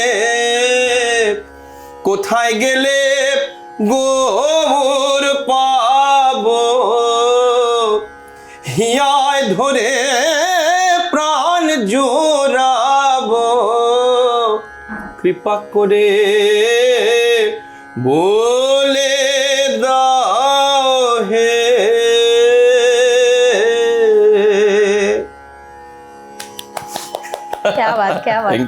একটা কালী কীর্তন তাহলে শোনাও। আচ্ছা আরেকটা ছোট করে, ওই যে বললে না পুরাতনী গানে হিন্দুস্তানি সেটা কালী কীর্তনও সেই প্রভাব? হ্যাঁ কালী কীর্তন দেখাচ্ছি আমি একটা জায়গা। ওই যে হিন্দুস্তানি প্রভাবের কথা বলছিলাম, কালী কীর্তনের কথা বলছিলাম। কালী কীর্তন দেখো ধ্রুপদের কিরম প্রভাব সেখানে। নীল বরণী নবীন রমণী নাগিনী জড়িত জটা বিভূষিণী নীল নলিনী যিনি ত্রিনয়নী নিরখিলাম নিশা নাথ নিবানী নীলবরণী। এইভাবে ধ্রুপদের কালী কীর্তনে রয়েছে। এবার দেখো আবার শ্যামারূপ হেরিলে কালীরূপ হেরিলে প্রাণ গলে যায় নব সজল জলধর কায় নব সজল জলধর কায়। শ্যামারূপ হেরিলে কালীরূপ হেরিলে শ্যামারূপ হেরিলে কালীরূপ হেরিলে প্রাণ গলে যায় নব সজল জলধর কায়। এটা এর মধ্যে বলতে পারো তুমি একটু লাইক ক্লাসিক্যালের প্রভাব রয়েছে। আবার কীর্তনাঙ্গের তো রামপ্রসাদ তো জানোই, খ্যাপার হাট বাজার মাতোদের খ্যাপার হাট বাজার, একটু অন্যরকম রামপ্রসাদী। মার গুণের কথা কবকার তোরা 203 কেউ বুকে কেউ মাথায় চড়িস তার, খ্যাপার হাট বাজার মাতোদের খ্যাপার হাট বাজার। এটা এক ধরনের রামপ্রসাদী। তো এই এত রকমের গান, তো রকমের গান মানে আমাদের আছে, কালী কীর্তনের মধ্যে আছে, পুরাতনী গানের মধ্যেও রয়েছে। প্রশ্ন তোমাকে করতে ইচ্ছে করছে, সেটা হলো যে যেটা নিয়ে কথা হচ্ছিল যে যে অ্যাব্রিভিয়েশন তো সবকিছুর হয়েছে, সংস্কৃতিটা ভুলতে ভুলতে কিছু মানে কিছু ক্ষেত্রে ভালো, কিছু ক্ষেত্রে আমার যেটা মনে হয় যে থিম পুজো এখন হয়, হ্যাঁ, যেটা মূল যে বিষয়বস্তুটা, আগে তো আমি ছোটবেলায় জানতাম 5 দিনেরই পুজো, এখন তো 10 দিনের উদযাপন হয়, বা এটা নিয়ে তোমার কি কোনো বক্তব্য আছে? হ্যাঁ, মানে আমার দুটো দিকই আমার মনে হয়, ভালো মন্দ সব। আমরা তো যারা একটু কোনো কিছুকে খতিয়ে দেখার আমাদের যাতে প্রবণতা হয়, আমরা ভালো মন্দ দুটোই দেখি, দুটোই দেখতে পাইও। তো এক্ষেত্রে তুমি যে ব্যাপারটা বললে যে এতদিন ধরে পুজোর উদযাপন বেড়ে গেছে, পুজোর থিম পুজো, যদি এইভাবে দেখি যে হ্যাঁ মানে তাহলে বলবো যে হ্যাঁ অনেক সুন্দর সুন্দর কাজ আমরা দেখতে পাচ্ছি এর মধ্যে দিয়ে। বহু শিল্পী এই কাজের মধ্যে দিয়ে নিজের পরিচয় তৈরি করছেন, এবং মানে অনেকে আছেন মানে এরকম বড় বড় কিছু কাজ করে তারা হয়তো সারা বছর সেইটা দিয়ে তারা নিজেকে সাপোর্ট করছেন। তো এটা একটা খুব বড় দিক, মানে খুব বড় ব্যাপার। শিল্পের ক্ষেত্রে যত নতুন নতুন মানে কাজ আসে, যত রাস্তা খোলে ততই ভালো, মানে কারণ তুমি জানোই ভারতীয় শিল্পী হয়ে জীবন যাপন করা কতটা কঠিন। সেখানে যদি একটা উৎসবকে কেন্দ্র করে যদি সেই দিকগুলো আরো বৃদ্ধি পায়, তা আমার মনে হয় সেটা তো অবশ্যই সেটাকে সাদরে গ্রহণ করা উচিত, এবং সেটা যাতে আরো হয় বা আরো যাতে তার প্রচার হয় বা আরো যাতে ওই ব্যাপারটা এগিয়ে যায়, ফুলে ফেপে ওঠে, সেটাই আমাদের ভাবা উচিত। আর হ্যাঁ, তবে থিম পুজোর ঘন ঘটায় যদি আমাদের মূল পুজোর বিষয়টা সেটা যদি চাপা পড়ে যায়, তখন আমি বলবো যে তখন তো কোথাও গিয়ে আমরা বোধহয় মূল উদ্দেশ্য থেকে সরে যাব না। কারণ আমাদের মূল এখন মহালয়ার আগেই অলমোস্ট পুজো উদ্বোধন হয়ে যাচ্ছে। না, পুজো উদ্বোধন হচ্ছে সেটা ঠিক না ভুল সেটা, কারণ মহালয়ার আগের থেকেই তো আমাদের দুর্গাপুজোর কল্প তো মহালয়ার আগের থেকেই শুরু হয়। একটা কল্প আছে কৃষ্ণ নবমী আদি কল্প, যেটা বলো দুর্গাপূজার তো 7টা কল্প। প্রথম যে কল্প মানে এক্ষেত্রে বুঝে নাও যে কিভাবে পূজা ব্যবস্থা, মানে কতদিন ধরে কিভাবে একটা পূজা ব্যবস্থা হবে সেটাকেই কল্প বলে বলা হচ্ছে। তো কৃষ্ণা নবমী আদি কল্প মানে হলো মহালয়া তো কৃষ্ণপক্ষের অমাবস্যাটাই হচ্ছে, ওই অমাবস্যার আগের যে নবমী তিথি, ওই কৃষ্ণপক্ষের নবমী তিথি, ওই নবমী তিথি থেকে শুক্লপক্ষের নবমী, এই এতদিন যাবৎ দুর্গা পূজা, সেটা কৃষ্ণ নবমী আদি কল্পের পূজা, যেটি শোভাবাজার রাজবাড়িতে হয়। আরো বেশ কিছু কৃষ্ণনগর রাজবাড়িতে হয়। তো সেটা কৃষ্ণ নবমী আদি কল্পের পূজা, তো সেটা তো দুর্গাপুজোর আগেই, মানে মহালয়ার আগেই। তো সেক্ষেত্রে তার মধ্যে যদি কেউ পূজা উদ্বোধন করে, তার মধ্যে আমি কোনো দোষ দেখি না। আর আর বলে না পিতৃপক্ষের অবসান, তো পিতৃপক্ষের মধ্যেই তো এই তিথিটা আসছে। পিতৃপক্ষের অবসান হচ্ছে ওই অমাবস্যায়, মহালয়ার দিন, যেটা যে অমাবস্যাটা পড়ছে, মহালয়া পরের দিন, অমাবস্যার পরের যে শুক্লপক্ষটা পড়ছে, ওই প্রতিপদ থেকেই দুর্গাপূজা, নবরাত্রি শুরু হয়ে যাচ্ছে। অনেকের 9 দিনের দুর্গোৎসব অনেকে করে থাকেন, তো ওই প্রতিপদ থেকে শুরু হয়ে যাচ্ছে। সুতরাং পিতৃপক্ষের মধ্যে কৃষ্ণ নবমী কল্পে যাদের পূজা, তাদের পিতৃপক্ষেই শুরু করতে হবে, ওখানে ওটার মধ্যে কোনো বিরোধ নেই। আচ্ছা, না যদি কি বলে কৃষ্ণপক্ষের নবমী তিথি, হ্যাঁ যদি কৃষ্ণপক্ষের নবমী তিথি থেকে শুরু করে, তাহলে শুক্লপক্ষের নবমী তো শেষ হবেই, নবমীতে পূজা শেষ হচ্ছে। তো কৃষ্ণপক্ষের নবমীতে যদি পুজো যদি ব্যবস্থাই আছে পুজো শুরু করার, তাহলে উদ্বোধনের মধ্যে কোনো বাধা আমি আলাদা করে দেখি না।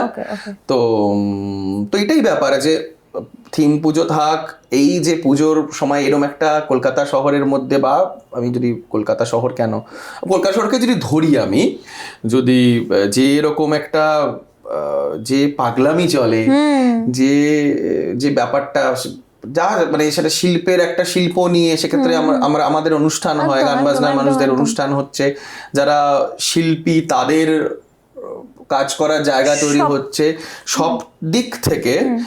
কারণ তুমি তো জানো যে দুর্গোৎসবের মধ্যে বিভিন্ন শ্রেণীর কাজ, একদম মানে সমাজের সব শ্রেণীর মানুষ দুর্গাপুজোর সঙ্গে যুক্ত। তবেই কিন্তু দুর্গোৎসব এবং দুর্গাপূজা তখনই করা যাবে যখন কেউ সমাজের সকল শ্রেণীর মানুষকে এক জায়গায় করতে পারবে। তো রাজারা করতে নেই, কারণ রাজাদের পক্ষে সমাজের সব শ্রেণীর মানুষদেরকে এক জায়গায় আনা, বা তাদের থেকে তাদের কাজগুলোকে এক জায়গায় আনা, তাদের রাজার পক্ষে অনেক সহজ ছিল। তো তার জন্য দুর্গাপুজো বেশিরভাগই রাজারাই, জমিদাররাই করতে পারতেন। তো সেই কারণে এই যে ব্যাপারটা হয়, আমার সেটা খুবই ব্যক্তিগতভাবে ভালো লাগে, ওই পাগলামি আনন্দ। হ্যাঁ, তার মধ্যে যেন মহাপূজায় যেন কোনো অঙ্গহানি না হয়, মহাপূজাটা যেভাবে যেন সেটা যেন শাস্ত্রসম্মতভাবে, ভক্তি সহকারে, অত্যন্ত সচেতন ভাবে যাতে পূজার মতনই হয়, সেটাও আমাদের দেখা উচিত, সেটা যেন ঠিক থাকে।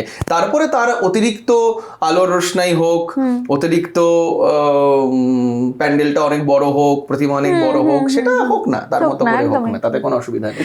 না, খুব ভালো লাগলো। তুমি এই যে এতক্ষণ ধরে আমরা বেশ কিছু বিষয় নিয়ে আলোচনা করলাম, তোমার গান শুনলাম, হ্যাঁ খুব ভালো লাগলো। হ্যাঁ, আবারও আমার খুব ভালো লাগলো, কারণ এই সুবাদে অনেকগুলো বিষয় নিয়ে আলোচনা হলো, অনেকগুলো বিষয়, এবং তুমি যখন এই ভিডিওটাকে যখন তুমি ইউটিউবে যখন দেবে, এর মধ্যে দিয়ে অনেক মানুষ অনেক কিছু জানতে পারবে, মানে আমাদের নিজের কথা, আমার ব্যক্তিগত কথা না। সবসময় আমরা ভাবি আমার কথা জানবে, আমার ফর্মের কথা জানবে, আমার শিল্পের পরিচয় মানুষ পাবে, সেটা তো এমনিই পাবে, কিন্তু যেখানে আমার কথা বা আমার শিল্পের সঙ্গে যখন আমার দেশ, আমার সংস্কৃতি খুব গভীরভাবে যুক্ত, তখন মনে হয় সেটা শুধু আমার নয়, সেটা আমাদের বিষয়। তো সেটার মধ্যে দিয়ে আমরা আবার এক হতে পারি, আবার আমরা অনেকটা উপরে উঠতে পারি। আচ্ছা, একটা ছোট্ট খেলা আছে, এটার নাম হচ্ছে দ্য বোল গেম। এখানে 3টে প্রশ্ন এখান থেকে নিতে হবে এবং উত্তর দিতে হবে। বাবা, একটু কঠিন ব্যাপার। না, সহজ। হ্যাঁ, আচ্ছা,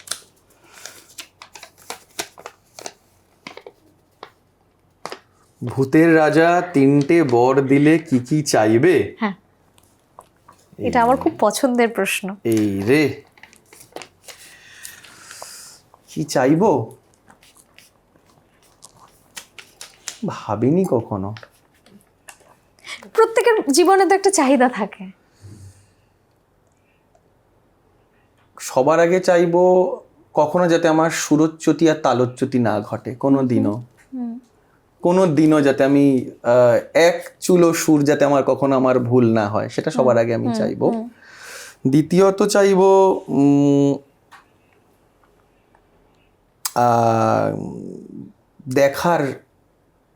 দেখার বা বোঝার ক্ষমতাটা যেন আমার সবসময় বৃদ্ধি পায়, যাতে আমি বুঝতে পারি অনেক ভালোভাবে, ওখানে অনেক সমস্যার সমাধান হয়ে যায়, যে কোনো বিষয়কে বা কোনো মানুষকে বোঝার দৃষ্টিভঙ্গি, দেখার চোখটা যাতে পরিষ্কার থাকে, এটা চাইবো।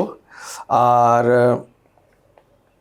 মানে নিজের জন্যই তো চাইবো, চাওয়ার কথা বলছো না? সেটা তুমি মানে ভূতের রাজার কাছে তুমি সুযোগ পেয়েছো 3টে জিনিস চাওয়ার, সেটা না, তুমি তাহলে নিজের তো জন্য, সবার আগে আমি ওইটাই চাইবো বটে, যেটা প্রথমটা যেটা বলেছে সেটা তুমি একদম তাই। মানে যার জন্য ইচ্ছা চাইতে পারো, বাট 3টেই তোমার কাছে রয়েছে।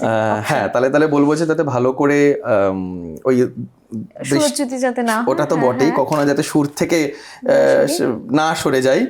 আর দ্বিতীয়ত হলো যে হ্যাঁ, যাতে ভালো করে দেখতে পাই, দেখার চোখে যেন কিছু, মানে চোখের সামনে যেন কোনো আবরণ না থাকে। আর তৃতীয়ত হলো আমি যেটা দেখতে পাচ্ছি বা যেটা দেখতে পাবো, সেটা যেন কিছু মানুষকে দেখাতে পারি। আচ্ছা, হ্যাঁ, তো যথেষ্ট নয় কি? হ্যাঁ, মানে ম্যান টু ম্যান ম্যারি হচ্ছে না। আচ্ছা, তারপর আরো দুটো।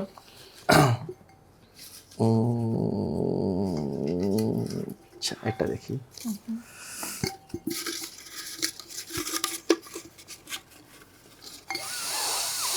Celebrity crush. খুব কঠিন ব্যাপার এই উত্তরটা। এটা খুব কঠিন বলা, এটা উজ্জ্বল থাক। না, ছোটবেলায় কোনো নায়িকার প্রতি ক্রাশ ছিল না? হ্যাঁ, মানে ছিল, এবং ক্ষণে ক্ষণে চেঞ্জ হতো, তাই একজনের নাম ঠিক ওইভাবে বলতে পারবো না আমি। আচ্ছা, বেশ।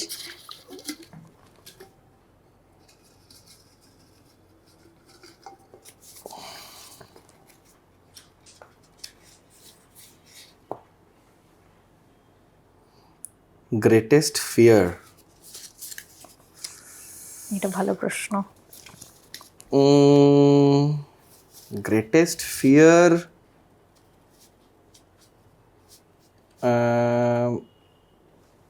যদি খুব সত্যি কথা বলি, সেটা হলো আমি দম নিতে পারছি না, দম আটকে আসছে। আর তার পরের কথাটা যদি তারপরে যদি ভাবি যে আর কি হতে পারে, এটা সেটা আমি গান গাইতে পারছি না। আমি তোমার জন্য অপেক্ষা করছিলাম, কিন্তু তোমার ওই যে 3টে বর চাওয়ার মধ্যে তুমি উত্তরটা দিয়েছো যে কোনোদিন যেন সুরচ্যুতি না হয়, তার মানে তোমার মধ্যে তো নিশ্চয়ই রয়েছে যে একদম নয়, গান গাইতে পারছি না, মানে আমি শিল্পবোধবিহীন হয়ে গেছি, সেটা আমার কাছে একটা বড় সব, মানে বড় ভয়। আর একটা ভয় হলো দম নিতে পারছি না। এই দুটো ভয় বোধহয় একসাথে সবার, মানে যে কোনো মানুষেরই, প্রথম ভয়টা যে কোনো মানুষেরই কাজ করে। তো তুমি যখন প্রশ্ন করলে তখন সেটাকে বলে দেওয়াটা প্রথমে উচিত বলে আমার মনে হলো। আরেকটা হলো যে আমি শিল্পবোধবিহীন হয়ে গেছি, সেটা আমার কাছে আরেকটা বড় ভয় আর কি। দুটো ভয়। হ্যাঁ, 3টে প্রশ্ন হয়ে গেছে। Anyways, thank you. আরো প্রশ্নগুলো নিয়ে ভালো। আচ্ছা, থ্যাংক ইউ আমাদের এখানে সময় কাটানোর জন্য একটা ছোট্ট gift. Thank you very much, thank you very much. এবং একটা ছোট গাছ। বাহ, খুব সুন্দর। Thank you. অনেক দিন বাদে তোমার সঙ্গে অনেকটা সময় কাটালাম, অনেক কথা হলো, খুব ভালো লাগছে। Thank you.